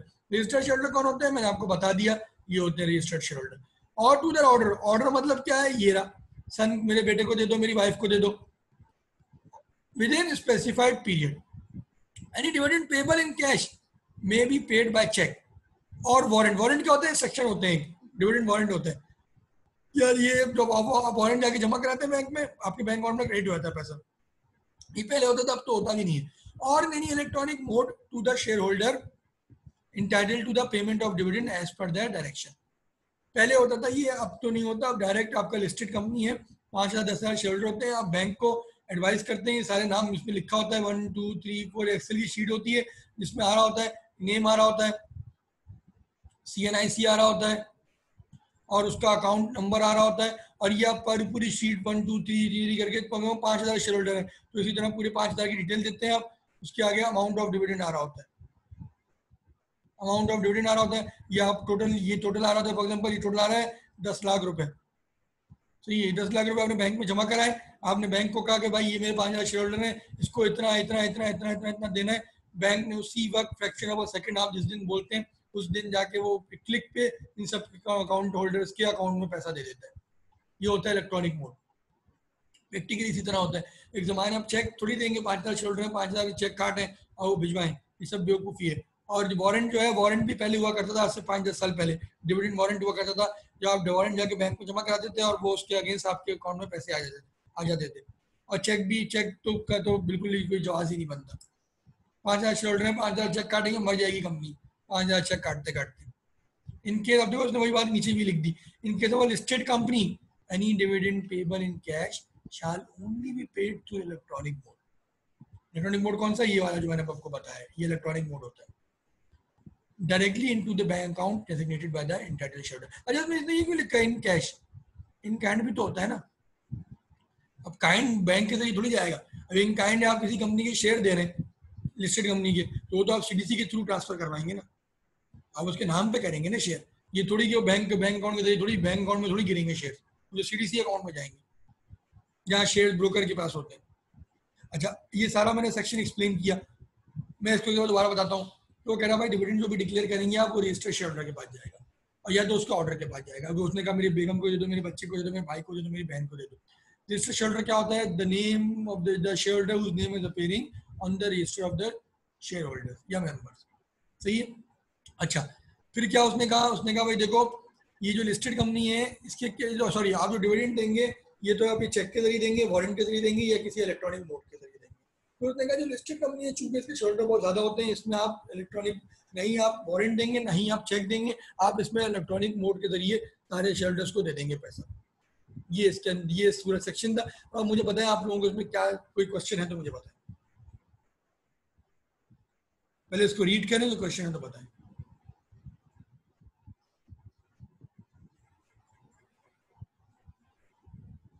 अच्छा देखो इनाम, ये आपका सवाल बहुत अच्छा है। इसमें बुक क्लोजर का कॉन्सेप्ट होता है, बुक क्लोजर का कॉन्सेप्ट आप लोगों के कोर्स में नहीं है, समझा देता हूँ, आपको बता देता हूँ। बुक क्लोजर ये होता है कि डेट होती है कि इससे पहले रजिस्टर मेंबर बंद हो जाता है, उस डेट से पहले पहले जिसके पास शेयर है उनको डिविडेंड मिल जाता है। डिविडेंड डिक्लेयर होने के बाद एक बुक क्लोजर डेट डिसाइड होती है कि इतने दिन के लिए हम बुक क्लोज करेंगे। बुक क्लोज मतलब रजिस्टर को क्लोज कर देते हैं, उसके बाद रजिस्टर में कोई उन दिनों में एंट्री नहीं होती, उससे पहले पहले जो भी शेयर होल्डर है उनको दे दिए जाते हैं डिविडेंड। सही है ना? ये याद में कोर्स में भी नहीं है book closure, I don't think so course में। और किसी बच्चे का क्वेश्चन है तो पूछें, लेकिन क्वेश्चन पूछे, क्वेरी रिजॉल्व करके जानी है। अनअटेंडेड क्वेरी लेके नहीं जानी, कोई जहन में कंफ्यूजन लेके नहीं जानी। मेरी कोशिश होती है बड़ी यूनिक तरीके से पढ़ाया जाए और आप लोगों की क्वेरीज को क्लियर किया जाए। हम जानी भाई क्या पूछें, इलेक्ट्रॉनिक मोड और वारंट एक्सप्लेन कर दें।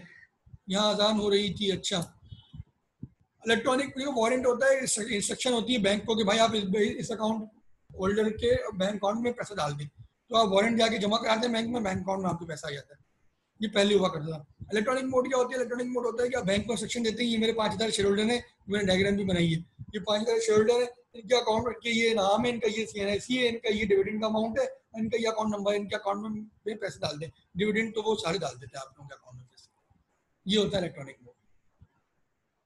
वारंट का बता दें अलीना, वारंट ये होता है एक पेपर होता है जिसमें वो लिख देता है, कंपनी की तरफ से दिया जाता है, जिसमें आपका अकाउंट नंबर होता है, आपके नंबर ऑफ शेयर्स होते हैं, आपका अमाउंट ऑफ डिविडेंड होता है। अमाउंट ऑफ डिविडेंड होता है वो आप जाके बैंक में जमा कराते हैं और वो आपके वो बैंक ले लेता है और आपके सिमिलर अमाउंट जो उसमें लिखा हुआ है वो आपके अकाउंट में क्रेडिट हो जाता है। समझ में आया लीना? स्पेसिफिक डिविडेंड एक दफा और रिपीट कर देते हैं। ये जाफरी साहब ने पूछा है स्पेसिफिक डिविडेंड बता दें। स्पेसिफिक डिविडेंड वो होता है मेरा बच्चा जो आप किसी दूसरी कंपनी के शेयर्स एज अ डिविडेंड अपने शेयर होल्डर्स को दें। ये आप ए लिमिटेड है, आपके पास सी लिमिटेड के शेयर्स हैं, आपने अपने शेयर होल्डर्स को कहा कि यार मैं आपको सी लिमिटेड के शेयर्स दे रहा हूँ as a dividend, that is called specific dividend. Jafri साहब समझ में आया आपके? देखो क्वेरीज अपनी क्लियर करो और जब काइंडली समझ में आ जाए तो उसको आप लोग एक्नॉलेज कर दें ताकि मुझे भी हो जाए कि यार मैं फिर उसको मजीद एक्सप्लेन करना बंद कर दूँ। जाफरी साहब समझ में आया आपको? हमजा तुम्हें समझ में आया?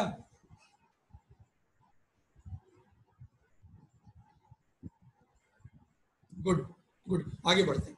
देखो ना, अब देखो चीजें देखो स्ट्रीमलाइन चल रही है। पहली क्लास थी वो सेशन था, थोड़ा सा बच्चों को कंफ्यूजन है। अब देखो आप लोग खामोशी सुनते हो, मैं बोलता हूँ, फिर आप लोग क्वेश्चन करते हो, मैं जवाब देता हूँ। क्वेश्चन का जवाब कोई क्यों नहीं देगा? अब एक बच्चा कह रहा था कि आप क्वेश्चन का जवाब नहीं देते ग्रुप पे, क्यों नहीं दूंगा मैं क्वेश्चन का जवाब? लेकिन क्वेश्चन का जब मैं टाइम दूँ आपका, उस वक्त मुझे 100% कोई ऐसा क्वेश्चन नहीं होगा जिसका मैंने जवाब नहीं दिया। अब मैं समझा रहा हूँ तो उस वक्त में वो चैट ज़्यादा, मैं चैट बॉक्स बंद कर देता हूँ, समझा रहा हूँ मैं उसको, यार नोटिंग भी करनी है, स्क्रीन एक लिमिटेड स्क्रीन है हमारे पास, ब्लैक बोर्ड तो है नहीं, तो उस वक्त जाने फिर वो मुश्किल हो जाता है। फिर आपका जो क्वेश्चन होता है ना, हो सकता है बहुत अच्छा क्वेश्चन हो तो स्किप हो जाता है टीचर से। अच्छा जी, अब आगे बढ़ते हैं। अब ये सिंपल सा कॉन्सेप्ट है, director not to hold dividend. भाई वो कह रहा है यार जो डिविडेंड दे दिया गया ना, तो शेल्टर का पैसा है, तुम कौन होते हो उसको रोक के बैठने वाले? तो वो कहता है, लॉ एक रिस्ट्रिक्शन लगाता है कंपनी को कि भाई आपने डिविडेंड डिक्लेयर हो गया, डिक्लेरेशन से लेकर इतने दिन तक आपने डिविडेंड को दे देना है। अब डिक्लेरेशन कब होता है? ये फाइनल डिविडेंड मैंने बताया कि एजीएम के दिन पे होता है। इंटरिम भी एक डिविडेंड होता है, उस पर कब होता है अभी देखते हैं इसके अंदर। देखो, dividend directors not to withhold dividend, declare dividend, again recommended dividend नहीं, director not to withhold declare dividend. Declare कब होता है? फाइनल होगा तो एजीएम, एजीएम की डेट पे। अच्छा, when a dividend has been declared, it shall not be lawful for the directors of the company to withhold, ये इस सब का सवाल भी आया था पेपर का, और defer its payment। withhold मतलब रोक के बैठिए, defer मतलब डिले कर दें। The chief executive of the company shall be responsible to make payment in the specified manner within 30 days of a declaration। मतलब 1 जनवरी को डिक्लेयर हो गया तो 30 जनवरी तक उसने देना है। सही है? अच्छा, इसको आगे पढ़ते हैं, आगे बढ़ते हैं, सेक्शन कंप्लीट नहीं हुआ। अच्छा, अब देखो टाइप ऑफ डिविडेंड और डिक्लेरेशन आ गया। देखो type of dividend, final dividend कब डिक्लेयर होता है? मैंने आपको बताया था on the date of general meeting, on the date of general meeting in which the dividend declared, in which it is declared और अप्रूव्ड। अच्छा, अब होता है इंटरिम डिविडेंड। इंटरिम डिविडेंड क्या होता है, किसी को पता है इंटरिम डिविडेंड क्या होता है? इंटरिम डिविडेंड होता है बीच में क्वार्टरली डिविडेंड दिया जाए। फर्स्ट क्वार्टर में दे दिया आपने डिविडेंड, एक फिर सेकंड क्वार्टर में दे दिया या हाफ ईयरली कह दें, सेकंड क्वार्टर या हाफ ईयरली में डिविडेंड दे दिया, थर्ड क्वार्टर में दे दिया। अच्छा, जो फाइनल, जो फोर्थ क्वार्टर फाइनल में जो दे, ईयर एंड पे जो दे, वो क्या होता है? वो होता है, ये क्या होता है? इंटरिम। ये क्या होता है? ये होता है फाइनल, फाइनल डिविडेंड। ये जो 3 क्वार्टर में जो दिया जाए इसे इंटरिम कहा जाता है। तो इंटरिम डिविडेंड का, इंटरिम डिविडेंड कब डिक्लेयर होता है? इंटरिम डिविडेंड में शेयरहोल्डर की अप्रूवल नहीं होती, क्योंकि क्वार्टर एजीएम की रिक्वायरमेंट जो होती है वो होती है सिर्फ क्वार्टर की, सॉरी एनुअल की। तो जो इंटरिम डिविडेंड है उसमें डायरेक्टर्स ही अप्रूव करते हैं, और डायरेक्टर्स ही रिकमेंड करते हैं अपने आप को, और अप्रूव भी खुद करते हैं। उसमें रिकमेंडेशन का कॉन्सेप्ट ही नहीं होता, डायरेक्ट अप्रूवल होती है डिविडेंड की। डायरेक्टर ने कहा इतना देना है तो देना है, खत्म, उसको अप्रूव नहीं होता वो। अच्छा, interim dividend with notice of book closure. अगर बुक क्लोजर होते हैं, बुक क्लोजर क्या होता है मैं थोड़ा सा एक्सप्लेन कर देता हूँ। डिविडेंड आपका डिक्लेयर हुआ, कब हुआ? 1 जनवरी। अच्छा, अब इसको कब तक देना है? कब तक देना है इसको? 30 जनवरी तक। अच्छा, फिर एक बुक क्लोजर डेट आती है। बुक क्लोजर मतलब रजिस्टर्ड मेंबर बन हो जाता है इस डेट को, 7 दिन के लिए हमने, फॉर एग्जांपल असल में होता है मिनिमम 7 दिन होता है, मैक्सिमम 14 दिन होता है, इस तरह होता है, लॉ की रिक्वायरमेंट है। हमने क्या किया, मेरे ख्याल 15 जनवरी से लेके ना 21 जनवरी तक, बोथ डेज इंक्लूसिव होता है इसमें, मैं बुक क्लोज कर रहा हूँ, बुक क्लोज कर रहा हूँ। बुक क्लोज मतलब रजिस्टर मेंबर क्लोज हो जाएगा, register of share holders close हो जाएगा। अब इस दिन पे जो शेयर होल्डर होगा ना, इस दिन से पहले 15 से पहले उसको डिविडेंड मिलेगा। जो अच्छा पूछा था ना डिविडेंड कब मिलेगा, उसको मैंने एक्सप्लेन किया था। 15 के बाद जितनी भी शेयर के अंदर मूवमेंट होगी, मतलब मैंने ए ने बी को भेज दिया, बी ने सी को भेज दिया, किसी ने किसी को भेज दिया, इस तारीख में जो शेयर होल्डर आ रहा है वो उसको डिविडेंड का एंटाइटल होगा। भले से वो 16 तारीख को शेयर भेज दे, 17 तारीख को शेयर भेज दे, जो 17 और 16 को शेयर खरीदेगा, he will not receive any dividend. The entitled person for receipt of the dividend will be the shareholder whose name is appearing on the register of shareholder on the date of on pre-commencement of book closure. Pre-commencement मतलब 14 तारीख तक जिसका नाम आ रहा होगा उसको dividend मिलेगा, उसके बाद जो है उनको डिविडेंड नहीं मिलेगा। 22 तारीख को किसी ने शेयर खरीदा हो, 20 को खरीदा हो, भले से डिविडेंड कभी पे हो, 28 को पे कर दिया उन्होंने, 30 की डेडलाइन थी, 28 को पे कर दिया, 28 को पे किया। पे किस किस को करेंगे? जिनका नाम 14 तारीख तक आ रहा होगा। 15 से तो बुक क्लोज हो गया ना, 14 की रात 12 बजे तक, 12 बजे तक 15 को जिसके नाम पे शेयर है उनको डिविडेंड नहीं मिलेगा। ये होता है इंटरिम डिविडेंड, तो ये होता है बुक क्लोजर। अच्छा, इंटरिम डिविडेंड क्या है? With notice of book closure. अगर बुक क्लोजर के साथ दे रहे हैं हम, कि नोटिस दे रहे हैं हम कि 15 से लेके 22 की 21 तक का बुक क्लोजर होगा, date of commencement of book closure, तो जब 15 तारीख होगा उसका डिक्लेरेशन।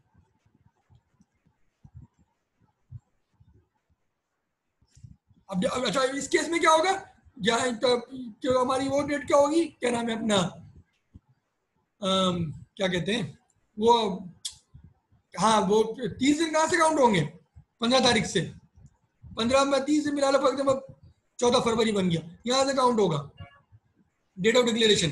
अच्छा, इसमें दूसरा केस क्या है, इंटरिम, अच्छा उसको दोबारा समझते हैं, टेंशन ना लें।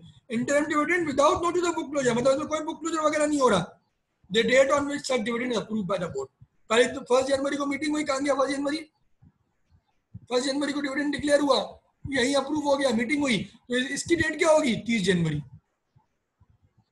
अगर बुक क्लोजर होता है तो date of commencement of book closure 30 दिन गिने जाएंगी। अगर बुक क्लोजर नहीं होता तो डेट ऑफ डायरेक्टर्स की जो मीटिंग है, जिस दिन अप्रूव हुआ है उसी दिन से 30 दिन गिने जाएंगे। Where dividend has been declared by a company, where it is not paid within a specified period, then the chief executive of the company shall be responsible. अच्छा, ये एक वाइड पेनल्टी, जैसे मैं कहता हूँ यार याद कर लेना, क्योंकि ये सवाल में से आ सकती है, और ये पेनल्टी थोड़ी सी मुख्तलिफ भी है, और ये अक्सर पूछ भी लेता है कि कौन रिस्पॉन्सिबल है, क्या है, तो आपको लिखना पड़ सकता है। क्या है इसकी रिस्पॉन्सिबिलिटी की? इम्प्रिजनमेंट, जेल में भेज दिया जाएगा 2 साल के लिए, 5 मिलियन का पैसा फाइन दे दिया जाएगा, डीबार मतलब निकाल दिया जाएगा from becoming chief executive director of the company, of company और एनी अदर कंपनी, उसी कंपनी का और किसी और कंपनी का फॉर अ पीरियड ऑफ 5 साल, दोनों में से कुछ भी उसके साथ हो सकता है। या तो उसको जेल भेज सकते हैं, उसको फाइन लगा सकते हैं, या उसको डीबार निकाल दे सकते हैं कि chief executive director of the company. अच्छा, मुझे बताओ यहाँ तक किसी को कंफ्यूजन है? मैं आगे नहीं बढ़ रहा, सेक्शन थोड़ा लंबा है, ये सेक्शन थोड़ा लंबा है, मैं आगे नहीं बढ़ रहा, मैं पहले चाह रहा हूँ कि आप लोगों की क्वेरीज ले लूँ।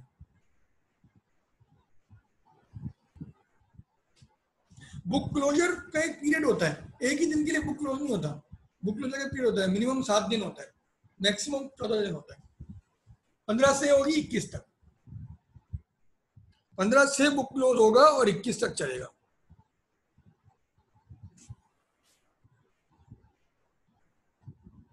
समझ में आया इनाम आपके? बुक क्लोजर एक पीरियड होता है जिसमें आपकी बुक क्लोज हो जाती है, मतलब उसके बाद कोई मूवमेंट नहीं होती शेयर होल्डर्स के रजिस्टर में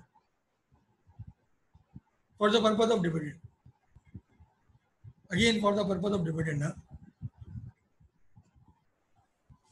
ऐसा नहीं कि उसके बाद जो एंट्री हो रही है वो हो गई नहीं है। 15 से स्टार्ट होगा, बिल्कुल 15 से स्टार्ट होगा, बुक क्लोजर 21 तक चलेगा। अगर बुक क्लोजर है, इंटरम डिविडेंड है, तो आपके 30 दिन जो स्टार्ट होंगे वो बुक क्लोजर की स्टार्ट डेट से होंगे। Date of commencement of book closure 15 से होगा, बिल्कुल 21 से क्लोज होगी। डिक्लेयर अप्रूवल में कोई डिफरेंस नहीं है, एक ही चीज है। लॉ डिक्लेरेशन का वर्ड यूज करता है, अप्रूवल वो तो इंटरिम में यूज कर लेता है। क्या नाम है, इंटरिम डिविडेंड में जब बोर्ड की मीटिंग में जब वो अप्रूव हो जाता है उसके लिए अप्रूवल का वर्ड यूज करता है, वैसे डिक्लेरेशन का आप आपने समझने के लिए रखें कि डिक्लेयर और उसमें कोई अप्रूव वो नहीं है। रिकमेंडेशन और डिक्लेरेशन में डिफरेंस है। रिकमेंड डायरेक्टर करता है फाइनल डिविडेंड, और अप्रूव करता है और डिक्लेयर अप्रूव या डिक्लेयर करता है एजीएम में शेयर होल्डर। अच्छा सर, फाइनल डिविडेंड में शेयर होल्डर की अप्रूवल चाहिए होती है, बिल्कुल चाहिए होती है। इंटरिम में क्यों नहीं चाहिए होती? क्यों नहीं चाहिए होती? लॉ ने गुंजाइश दी है। देखो लॉ ने उसको फाइनल डिविडेंड का कहा है कि फाइनल डिविडेंड में एजीएम होती है, एजीएम का एक आइटम होता है कि शेयर होल्डर्स की अप्रूवल होगी, आप डिविडेंड की लेंगे फाइनल डिविडेंड की। और जो फाइनल डिविडेंड है, देखो इसके एक और वजह है। देखो जो आपके डायरेक्टर्स होते हैं वो कौन होते हैं? आपके शेयर होल्डर्स के एजेंट ही तो होते हैं, वो गैर लोग थोड़ी बैठे हैं। लॉ ने उनको एक पावर दी है कि जो क्वार्टरली डिविडेंड है वो आप खुद दे दें, वो तो मेजर शेयर होल्डर्स ही होते हैं। मेजर है तो मेजर शेयर होल्डर खुद बैठा होगा डायरेक्टर, या उसने अपना बंदा बिठाया होगा। तो समझो शेयर होल्डर ही कर रहा होता है एक तरीके से। हाँ, एक एजीएम फॉर्म में नहीं होता, अंदर से तो सारा उसी का काम हो रहा होता है ना। अगर डिविडेंड क्लेम ही ना हो तो फिर चीफ वो नहीं, फिर तो नहीं होगा ना चीफ एग्जीक्यूटिव, तो आगे आ रहे हैं ना कि यार पुराने चीजों में रिस्पॉन्सिबल नहीं होगा कंपनी। सही है, और भी क्वेश्चन है? आगे बढ़ जाए बच्चों, मेरे बच्चों की क्वेश्चन है, आगे बढ़ जाए।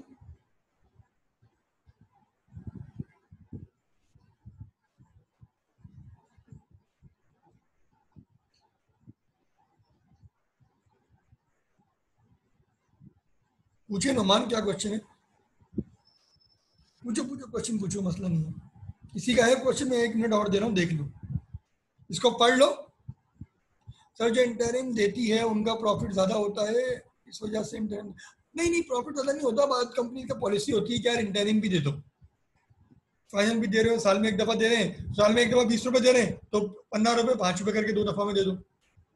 बस कंपनी कर दो, कंपनी वेरी करता है यार। इंटरिम बहुत कम कंपनियां देती हैं, लेकिन देती भी हैं देने वाली।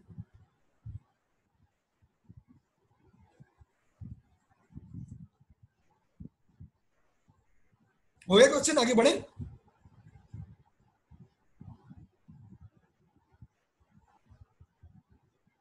अच्छा, in following cases the company में विथहोल्ड डिविडेंड। अच्छा, ऊपर उसने कहा था कंपनी के पास राइट नहीं है विथहोल्ड करने का डिविडेंड का या डेफर करने का, लेकिन वो आप एक्सेप्शन दे रहे हो। अगर फॉलोइंग केसेस में कंपनी विथहोल्ड कर सकती है dividend after obtaining approval of the commission with in 45 days of the declaration of dividend. Again declaration of dividend के 45 दिन के अंदर। डिक्लेरेशन ऑफ डिविडेंड जो है कहां से काउंट होगा? 3 चीजें, या तो बोईओडी के अप्रूवल की डेट से, या एजीएम से, या कहां से? बुक क्लोजर, वीसी, वीसी की कमेंसमेंट डेट। ये देखो, ये चीजें याद रखनी है, यहीं से सिनेरियो बेस यहीं से बनता है। इफ डिविडेंड, अब क्या उन्होंने कैसे है भाई, उसने बता दिया। If dividend can not be paid due to operation of any law. भाई देखो, फॉर जैसे भी लॉकडाउन चल रहा है, कोई भी ऐसी वजह हुई, आप चलो लॉकडाउन तो छोड़ दो, जंग हो गई, चलो सिंपल लगते हैं, वॉर हो गई, आपने डिविडेंड डिक्लेयर किया 1 तारीख को, फिर समझो 1 तारीख को आपने डिविडेंड डिक्लेयर किया, और 30 तारीख को आपको देना था। आपने सोचा था कि यार 25 को दे देंगे, हम 25 जनवरी को दे देंगे, समझो सारी जनवरी है, और 22 जनवरी से वॉर हो गई। सही है, तो यहाँ आप ये कह रहा है कि due to operation of any law कोई भी आपका हो गया और नहीं कर सके तो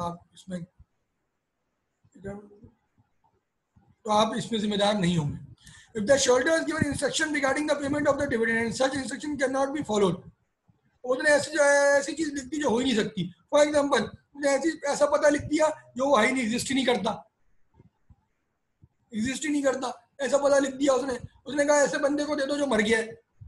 उसने कहा जैसे ऊपर बात लिखी थी ना, जो टू द ऑर्डर, उसने कहा अपने दादा का नाम लिख दिया और दादा उसका हयात ही नहीं है, वो इंस्ट्रक्शन फॉलो ही नहीं हो सकती. Where there is a dispute regarding right to receive. अब दो जॉइंट शेयर होल्डर है, जॉइंट शेयर होल्डर का कॉन्सेप्ट पढ़ा होगा आपने. जॉइंट शेयर होल्डर है, दो शेयर होल्डर है. अब दोनों का लॉ सूट फाइल कर दिया एक दूसरे के खिलाफ, केस चल रहा है सिविल कोर्ट में कि भाई कौन शेयर होल्डर है. अब वो जब तक डिसाइड नहीं हो जाता वो कह रहे हैं भाई आप सही, आप डिविडेंड होल्ड कर लो क्योंकि कोर्ट में केस चल रहा है. If the company has withheld dividend मतलब कंपनी ने withhold कर लिया payment of dividend against any sum recoverable from share holder. ये इस दफा का 5 नंबर का सवाल भी था, मैंने डिस्कस भी किया था. कोई फॉर एग्जांपल आपसे कोई अमाउंट ड्यू है, फ्रॉम शेयर होल्डर है. मेरी राइटिंग में तो बहुत खराब है यहाँ. 100 के 1 लाख के ड्यू है. डिविडेंड आपका आया, उसका बन रहा है 2 लाख रुपए का. 200 कर दो चलो, के इतना बड़ा डिविडेंड कहाँ से, 200 का सही है. तो आप उसको नेट देंगे. नेट कितना देंगे आपको, 100 रुपए देंगे. If non payment of dividend or non posting of the warrant, warrant मतलब डिविडेंड वारंट पोस्ट होता है, आपके घर पे जाता है कि आपको डिविडेंड बैंक को देते हैं तो बैंक आपके अकाउंट में क्रेडिट कर देता है, वो इसकी वारंट की बात कर रहा है. Was not due to any default on part of the company. कोई भी ऐसी चीज कंपनी के हाथ में नहीं थी. तो भाई कोरोना चल रहा है, इसकी वजह से आपको पोस्ट ऑफिस में डाली डिविडेंड वारंट और पोस्ट ऑफिस से गई नहीं. और ये इम्प्रैक्टिकल हुई है चीजें. अभी जब हम भी ऑफिस में काम करते पोस्टें आएंगी नहीं.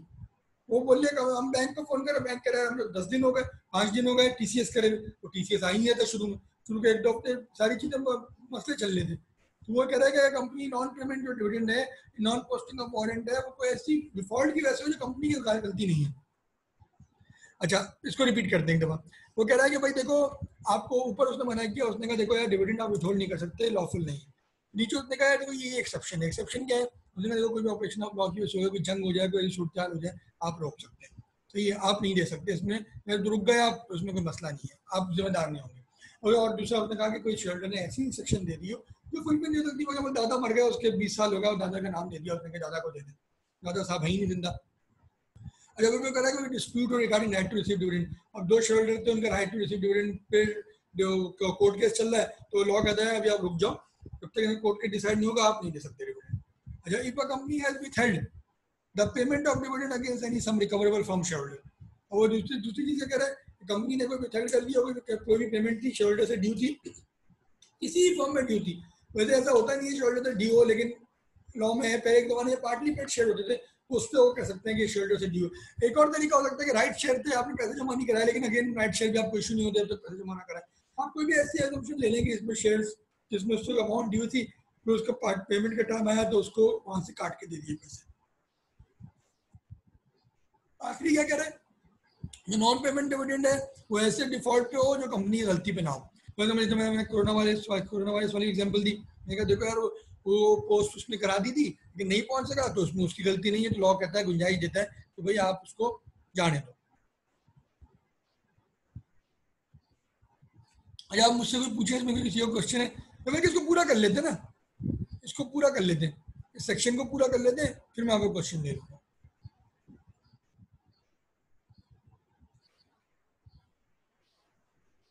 इस सेक्शन को पूरा कर लेते हैं, फिर मैं आपका क्वेश्चन दे देता हूँ. देखो, a company may also withhold the payment of dividend of a member where the member has not provided the complete information or document as specified by the commission. मैंने ऊपर एक चार्ट बनाया था, मैंने कहा था कि यार अब कंपनी ना ये बैंक को देती है, इसमें नेम आता है, CNIC आता है, अकाउंट नंबर आता है, अमाउंट आता है. अगर ये सही नहीं दे रहा CNIC तो, और नाम सही नहीं दे रहा, अकाउंट नंबर सही नहीं दे रहा, कोई भी इन्फॉर्मेशन गलत दे रहा है, तो ये शेयरहोल्डर्स को प्रोसेस नहीं होगा. 2 और 3 ने गलत दिया था, 2 और 3 शेयरहोल्डर्स को ये प्रोसेस ही नहीं होगा. बाकी को 1 को मिल जाएगा, 2 को 4 को मिल जाएगा, 5 को 5,000 सबको मिल जाएगा. ये 2 और 3 का कह रहा भाई आप इनका विथहोल्ड कर सकते हैं. क्यों विथहोल्ड कर सकते हैं? क्योंकि इसमें इन्होंने गलती करी है, इन्होंने अपने पर्टिकुलर सही नहीं दिए, CNIC नंबर सही नहीं दिया, अकाउंट नंबर सही नहीं दिया, तो इन दैट केस वो कह रहा है कि यार आप विथहोल्ड कर लें इसमें। बड़ा सिंपल सा कॉन्सेप्ट था, ये कोई इतना मुश्किल चीज नहीं थी। अच्छा आप मुझे बताएं कि किसी का कोई क्वेश्चन है तो मुझसे करें। ये आखिरी का कॉन्सेप्ट थोड़ा सा टेक्निकल है, नहीं पार्टली प्रेशर का कॉन्सेप्ट खत्म हो गया। आखिरी का टॉपिक, आखिरी का ये थोड़ा सा पैराग्राफ टेक्निकल है। इससे पहले का मुझे बताएं, कोई समझ में नहीं आया तो मुझसे डिस्कस करें।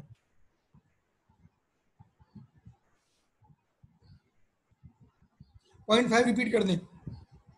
पॉइंट 5 में वो ये कह रहा है बेटा कि नॉन पेमेंट ऑफ डिविडेंड जो है कोई ऐसे वजह से हो जो कंपनी की गलती ना हो।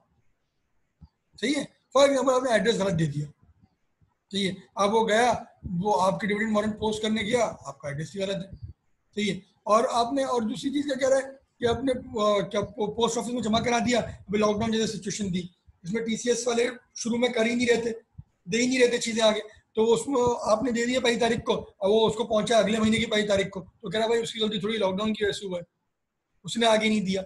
ये वो कह रहा है कि not on default of the company, दोनों चीजों में कंपनी का गलती ना हो। समझ में आया? नहीं नहीं, डिविडेंड पहले कैसे हो सकता है पेबल? डिविडेंड पेबल तो डिक्लेरेशन के बाद होगा ना। डिक्लेरेशन से 30 दिन के अंदर आपको पे करना है।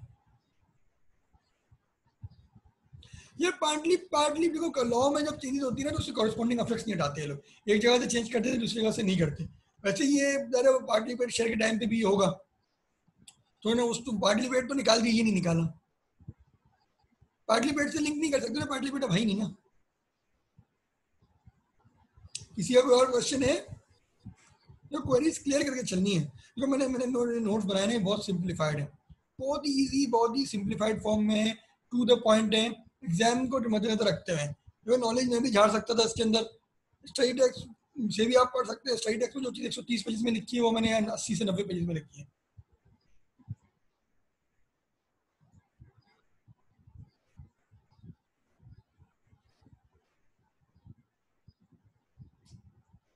यार कंपनी को किसी भी तरह की कोई भी पेमेंट आपने करनी थी, जैसे कि आप क्या कह सकते हैं, कंपनी ने राइट शेयर इशू किए थे, सही है, अब उसमें तो आपने पूरे पैसे नहीं दिए, ये एग्जांपल हो सकती है इसकी।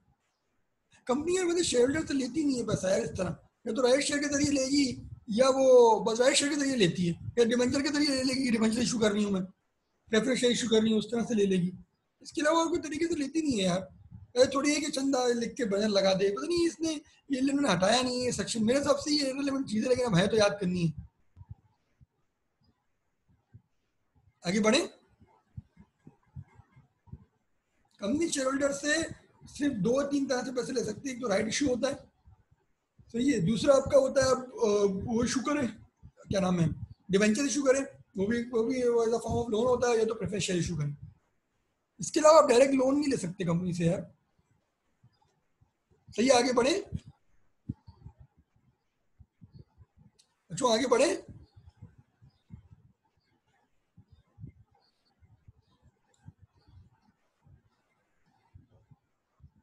चलो जी आगे बढ़ते। द कंपनी शाल प्रोवाइड, ये पैराग्राफ है। क्या हुआ, कौन चैट्स में क्या लिख रहे हो भाई? डिस्प्यूट में और कोई एग्जांपल? डिस्प्यूट कौन सा वाला, डिस्प्यूट वाला पॉइंट?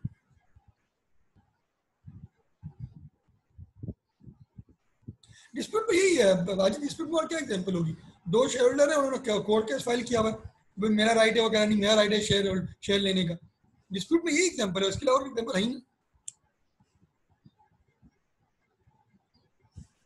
अच्छा देखो, ये इस दफा का सवाल था तुम्हारा, जो कामरान वाला सवाल उसने पूछा था ना डिविडेंड से। द कंपनी शाल प्रोवाइड, देखो दो चीजें थी उसने ऊपर कहा कि आप विथहोल्ड कर सकते हैं, डेफर नहीं कर, विथहोल्ड भी नहीं कर सकते, डेफर भी नहीं कर सकते। फिर उसने बाद में कहा कि आप विथहोल्ड कर सकते हैं कब, जब उसने इन्फॉर्मेशन गलत दी हो, सही है, और आप एडजस्ट कर सकते हैं उसका अमाउंट ऑफ डिविडेंड कब, जब उससे का पेमेंट ड्यू हो। अब वो जो पेमेंट ड्यू हो आपने एडजस्ट किया, उसका तरीका बता रहा है किस तरह एडजस्ट कर सकते हैं किसी शेयर होल्डर से।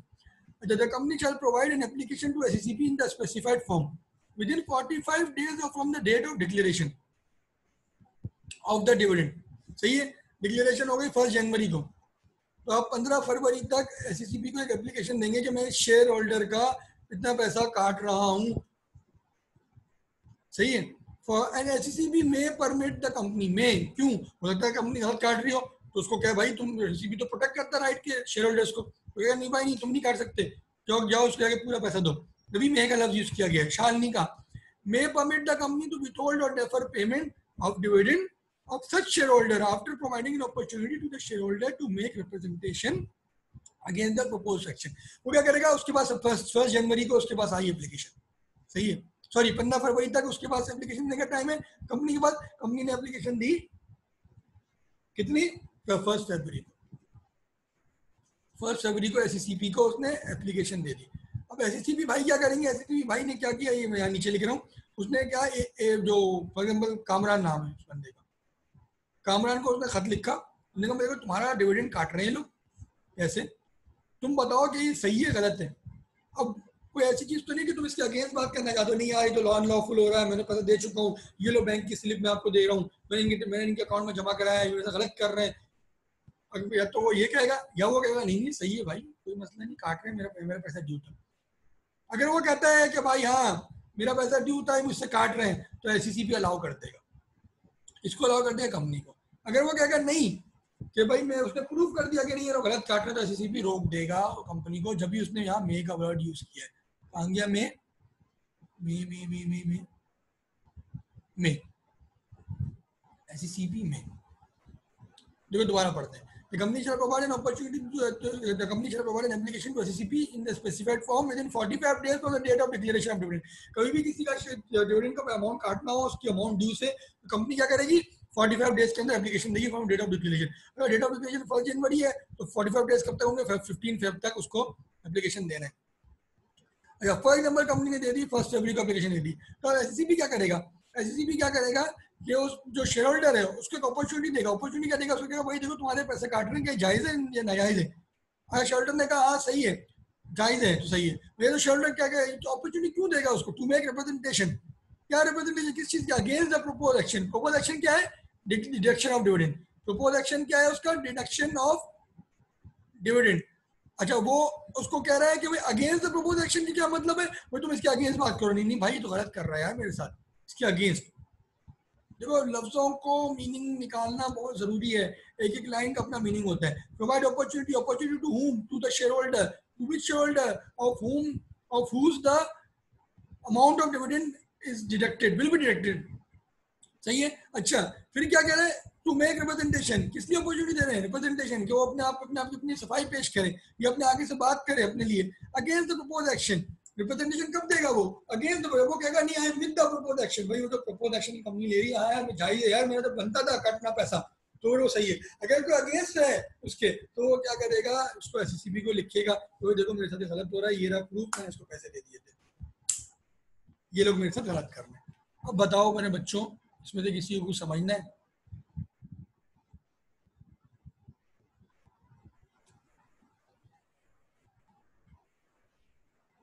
डिविडेंड डिक्लेयर करने से पहले एप्लीकेशन नहीं देनी होगी, डिविडेंड डिक्लेयर करने के बाद देखो आप मिक्स कर रहे हो, नाम। देखो एक होती है डिविडेंड डिक्लेरेशन, एक होती है डिविडेंड की पेमेंट। डिविडेंड डिक्लेयर हुआ कब हुआ, फाइनल डिविडेंड है तो at the date of AGM declare हो गया। इंटरिम डिविडेंड है विद बुक क्लोजर है तो कमेंसमेंट ऑफ बुक क्लोजर हो गया। Interim dividend without book closure है तो at the date of approval of board of directors हो गया। ये हो गया आपका डिविडेंड डिक्लेरेशन। फिर लॉ कहता है कि डिविडेंड डिक्लेरेशन की डेट से 30 दिन के अंदर आपको पे करना है। क्या ये अभी डिफरेंट चीज आ गई, क्या है, तो पहले क्या था डिक्लेरेशन था, ये क्या है डिविडेंड पेमेंट है। तो 30 दिन का टाइम हो डिविडेंड पेमेंट का। फिर वो कहता है अगर तुम किसी का पैसा रोक रहे हो, क्योंकि इस तरह की हरकत कर रहे हो, तो उसमें 45 दिन को देता है कि 45 दिन के अंदर तुम बता दो हमें कि भाई तुम क्यों रोक रहे हो, और जब एप्लीकेशन दो, एप्लीकेशन में पूरा लिखा होगा कि भाई इससे ये अमाउंट ड्यू था और इस अमाउंट इतना इसका डिविडेंड बन रहा है, इतना हम काट के इसको इतना रिमेनिंग दे रहे हैं, या रिमेनिंग नहीं बचा तो हम इसको दे ही नहीं रहे। तो वो उसमें कह रहा है कि 45 दिन के अंदर आप एससीसीबी को देंगे। फिर एससीसीबी क्या करेगा, उस बंदे को बोलेगा कि भाई देखो तुम्हारे साथ ऐसा चीज हो जा रही है, होने जा रही है, तुम बताओ ये सही है गलत है। अगर वो कहता है कि नहीं है, प्रपोज एक्शन के अगेंस्ट बात करता है, तो फिर एससीसीबी फैसला करेगा कि भाई कौन सही है कौन गलत है।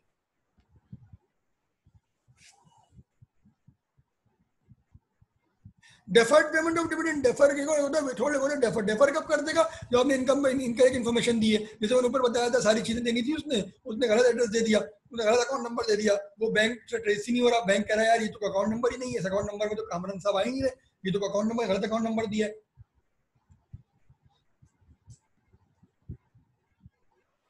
पूछो मेरे बच्चों, आप लोगों की जब तक चीज़ें क्वेरीज क्लियर नहीं होगी हम टॉपिक से आगे नहीं बढ़ेंगे।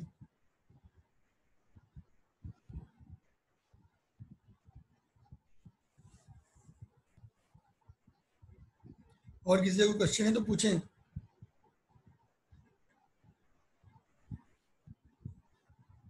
किसी का क्वेश्चन है बच्चों?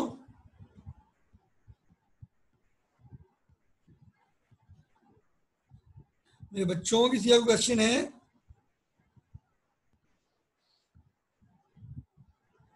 गुड।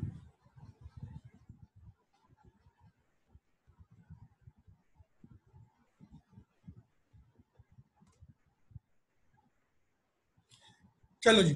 अच्छा जी, अच्छा देखिए ये, चलो माशाल्लाह, गुड गुड यार, एवरीथिंग क्लियर तो अच्छी बात है।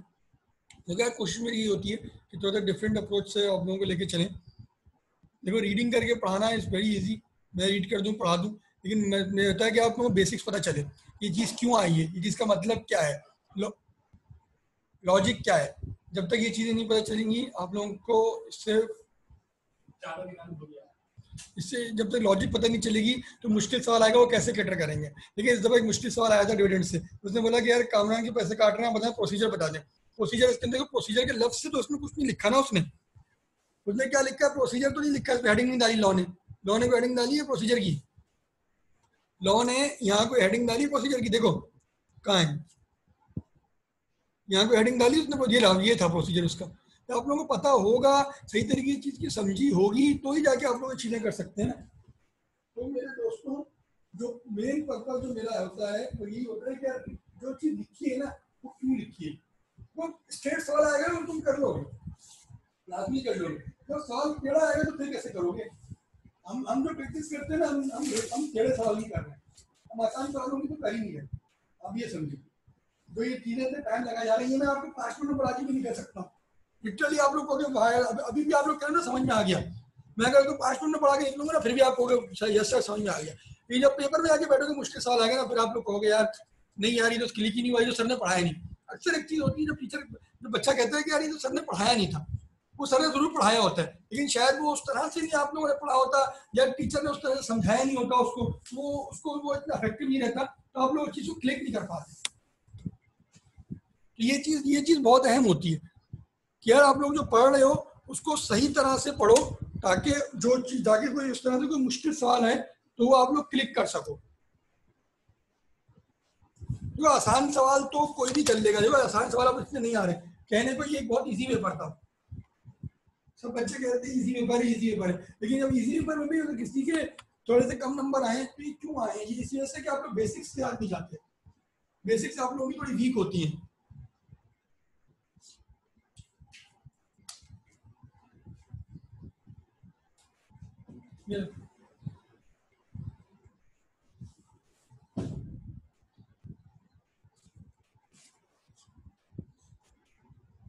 समझे? तो ये चीज है। अच्छा मुझे मुझे एक बार बताएं, अभी आज हम लोगों ने पढ़ा ये सारी चीजें, ये चीजों में तो किसी को कोई कंफ्यूजन है तो मुझसे बताएं प्लीज। ये चीजों में किसी को कंफ्यूजन है तो बताएं।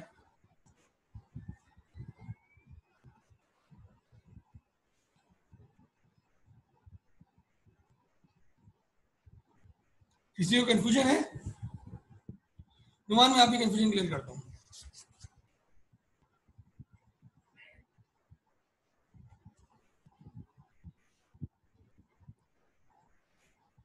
अच्छा अभी हम ऐसा कर, अच्छा मुझे मुझे बात बताएं, नेक्स्ट क्लास कब रखें, मंडे या ट्यूसडे? मंडे बल्कि मैं आप लोगों को क्लैश, अच्छा आप लोगों के देखो यार अभी ना एक चीज मैं आपको बताऊं, Ramzan is about to end, last week most probably last Sunday हमारी ईद होगी मोस्ट प्रोबेबली। तो यार अभी ईद तक ना बस ये एक हफ्ता जो है इसमें थोड़ी सी क्लासेस का यार मतलब वो क्या कहते हैं ना कि कभी भी हो रही हैं, लेकिन इंशाल्लाह ईद के बाद जो होगा टाइम टेबल बिल्कुल फिक्स होगा, टाइम भी फिक्स होगा, डेज भी फिक्स होंगे, और वो कंटिन्यू रहेगा till the end of the batch. और जिस तरह हमारे ईद से पहले था, इससे पहले भी मेरी 3 क्लासें हो रही थी, मंगल हफ्ता इतवार। तो मैं तो इंशाल्लाह ईद के बाद भी हम डिसाइड करके आपको बता देंगे कि कौन कौन सी डेज आप लोगों की क्लासें होंगी। और अब अभी के लिए ऐसा का अभी मैं पीर या मंगल का देखता हूँ कौन सा दिन ज़्यादा बेहतर रहता है। या संडे कंसेक्यूटिव हो जाएगा यार। देखिए इनाम ईद के बाद तो देखिए सैटरडे और संडे जो है वो मैं देख लूंगा। वैसे जो वीकडेज की क्लास होगी वो तो इवनिंग होगी, वीकडे की क्लास इवनिंग होगी, और जो सैटरडे संडे होगा वो मॉर्निंग होगी या तो दोपहर में होगी। आज किससे क्लास था शफीक आपका? फिर हम क्लैशेस को ना तो कोशिश करेंगे कि एक हद तक मैनेज कर सकें, एक हद तक मैनेज कर सकें, कोशिश करेंगे।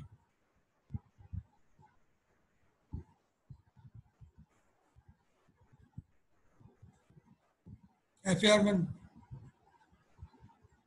अच्छा देखिए अगर आप लोग अच्छा मुझे बताएं कोई फीडबैक दें। अच्छा देखिए क्या ग्रुप पे ना फीडबैक लाजमी दिया करें, ये व्हाट्सएप ग्रुप पे ना। देखिए इसके दो फायदे होते हैं, आप पॉजिटिव देते हैं तो दूसरा बच्चे को लगता है कंफ्यूज है थोड़ा पढ़ने में, या मतलब उसको मुश्किलात हो रही है, वो आ सकता है। अगर देखिए नेगेटिव फीडबैक भी देंगे तो हो सकता है कि यार तो कि अच्छा कंस्ट्रक्टिव फीडबैक हो कि यार जैसे एक बच्चे ने कहा था कि यार आप बहुत तेज बोल रहे हैं या आप सवाल नहीं ले रहे उस टाइम, अगर वो तो मुझे नहीं पता उन्होंने क्यों कहा, लेकिन अगर आप एक अच्छा फीडबैक देंगे ना, जैसे पॉजिटिव हो वैसे नेगेटिव हो, तो उससे दोनों दोनों केसेस में स्टूडेंट्स का भला होता है।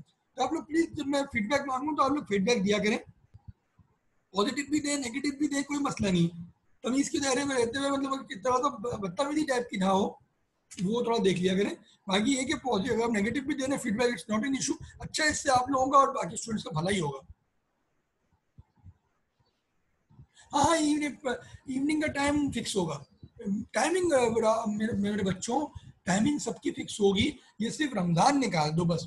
रमजान में देखो आप लोगों को पता है हर चीज़ हेफाजत हो जाती है यार, आप लोगों के शेड्यूल्स हो गए कोर्सेज हो गए हर चीज़ हेफाजत हो जाती है। तो रमजान का थोड़ा सा दिन निकाल दो, ये तीन तो अब रमजान हमारी कितनी क्लास होगी बताऊँ? बहुत से बहुत तीन, मिनिमम दो मैक्सिमम तीन। मैं ये वाला चैप्टर मुझे ये एंड कराने आ रहा हूँ पास पेपर रमजान से पहले। इसमें एक क्लास में मैं इन्वेस्टमेंट पढ़ाऊंगा, नेक्स्ट क्लास जो होगी सही है इन्वेस्टमेंट का पूरा टॉपिक पढ़ाऊंगा, और उन्हें पास पेपर पहले करने को दूंगा आप लोगों को रीड करा के। फिर मैं उससे नेक्स्ट क्लास में आप लोगों को पास पेपर खुद कराऊंगा, बताऊंगा कि क्या गलती है क्या है। तो मोस्ट प्रोबेबली हमारी दो क्लासें होंगी, दो दो घंटे की होंगी, लेकिन वो दो क्लासें, एक शायद मंडे को हो जाए, फिर एक शायद हफ्ते को कर लेंगे। मंडे ट्यूसडे में से एक दिन कर लेंगे, फिर एक हफ्ते को कर लेंगे, क्योंकि गैप इस वजह दूंगा कि पास पेपर करके आएंगे, ऐसे नहीं कि तफरी के लिए गैप नहीं दूंगा। मंडे या ट्यूसडे होगी फिर इसके हफ्ते होगी, देखते हैं देखते हैं। देखो आप लोग अगेन ग्रुप पे टेस्ट में रहो। अब देखो अपने स्टेप टेबल मुझे बताओ, मुझे शेड्यूल बताओ, ताकि फिर हम आपको अकोमोडेट कर सकें।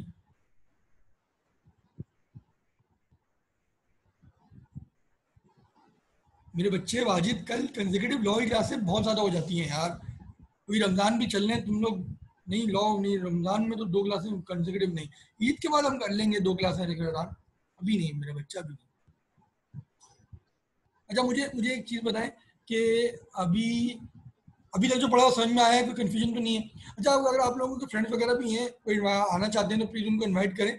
हमारा सेशन ओपन है, डेमो चल रहा है अभी, तो दो तीन क्लासें और डेमो होंगी, उसके बाद ईद के बाद फिर इंशाल्लाह हम लोग फुल फ्लेज इसको कंटिन्यू करेंगे रजिस्ट्रेशन के साथ। तो अभी के लिए तो ज़्यादा डेमो चल रहा है दो तीन क्लासें, तो आप लोग उनको भी इन्वाइट कर दें, अच्छी बात है, वो भी आएंगे देख लेंगे, उनको समझ में आता है वो भी कंटिन्यू कर लेंगे, अगर आप लोगों को सही लग रहा है तो उनको भी कर दें। सही है, तो फिर अभी के लिए साइन ऑफ करें, इंशाल्लाह फिर देखते हैं। अच्छा मैं नोट्स में अच्छा मैं नोट्स अपने खुद दिया करूंगा, पढ़ाऊंगा भी नोट्स से। बाकी मर्जी आप लोगों की होगी, आप लोग याद कहाँ से करते हैं वो आप लोगों का अपना डिसीजन होगा। क्योंकि मैं पूरे टॉपिक के नोट्स दूंगा, मैं पूरे कंपनी लॉ के बन चुके हैं। इंशाल्लाह जून के फर्स्ट वीक या सेकंड वीक में मैं उसको पूरी एज बुक भी रिलीज कर दूंगा। अब पार्टनरशिप के बन चुके हैं, नेगोशियबल के भी बन चुके हैं, कॉन्ट्रैक्ट पर बस मैं काम शुरू कर दूंगा इसके बाद। तो इंशाल्लाह जब तक कॉन्ट्रैक्ट का टाइम आएगा कॉन्ट्रैक्ट के भी हो जाएंगे। चलें जी, अल्लाह हाफिज़ करते हैं इंशाल्लाह फिर। मैं मंडे या ट्यूजडे ग्रुप, अच्छा ग्रुप में आप लोग सब है ना? कोई ऐसा तो नहीं है जो ग्रुप में नहीं है? हाँ रिकॉर्ड लेक्चर अवेलेबल होगा।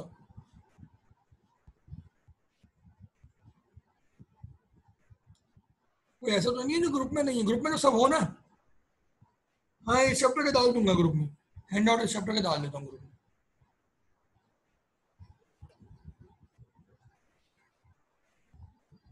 नहीं होमवर्क मैं अगली नेक्स्ट क्लास में दूंगा, नेक्स्ट क्लास में टॉपिक पढ़ा के मैं आप लोगों को पास पेपर दूंगा करने को। फिर जो उससे नेक्स्ट क्लास होगी वो वही लास्ट क्लास होगी बिफोर ईद, तो वो उसमें मैं मैं आप लोगों को डिस्कस करूंगा मैं पास पेपर किस तरह करने थे, मिस्टेक्स क्या की हैं और किस तरह पढ़ना था, किस तरह सॉल्व करना था, क्या लिखना था, क्या नहीं लिखना था, कितना लिखना था।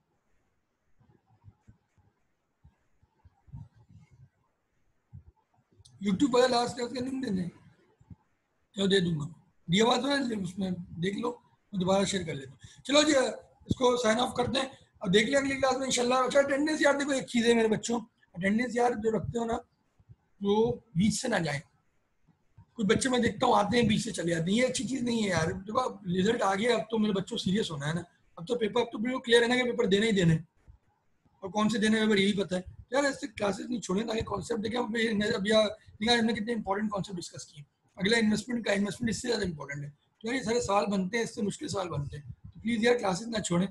मेरी रिक्वेस्ट है आप लोगों से, आधी पौनी लेके क्लासेस ना जाएं, आए और पूरी क्लास लें। तो छोटी क्लास होती है हमारी, 1.5-2 घंटे की, इसमें से भी आप स्किप करेंगे तो फिर मज़ा नहीं आएगा।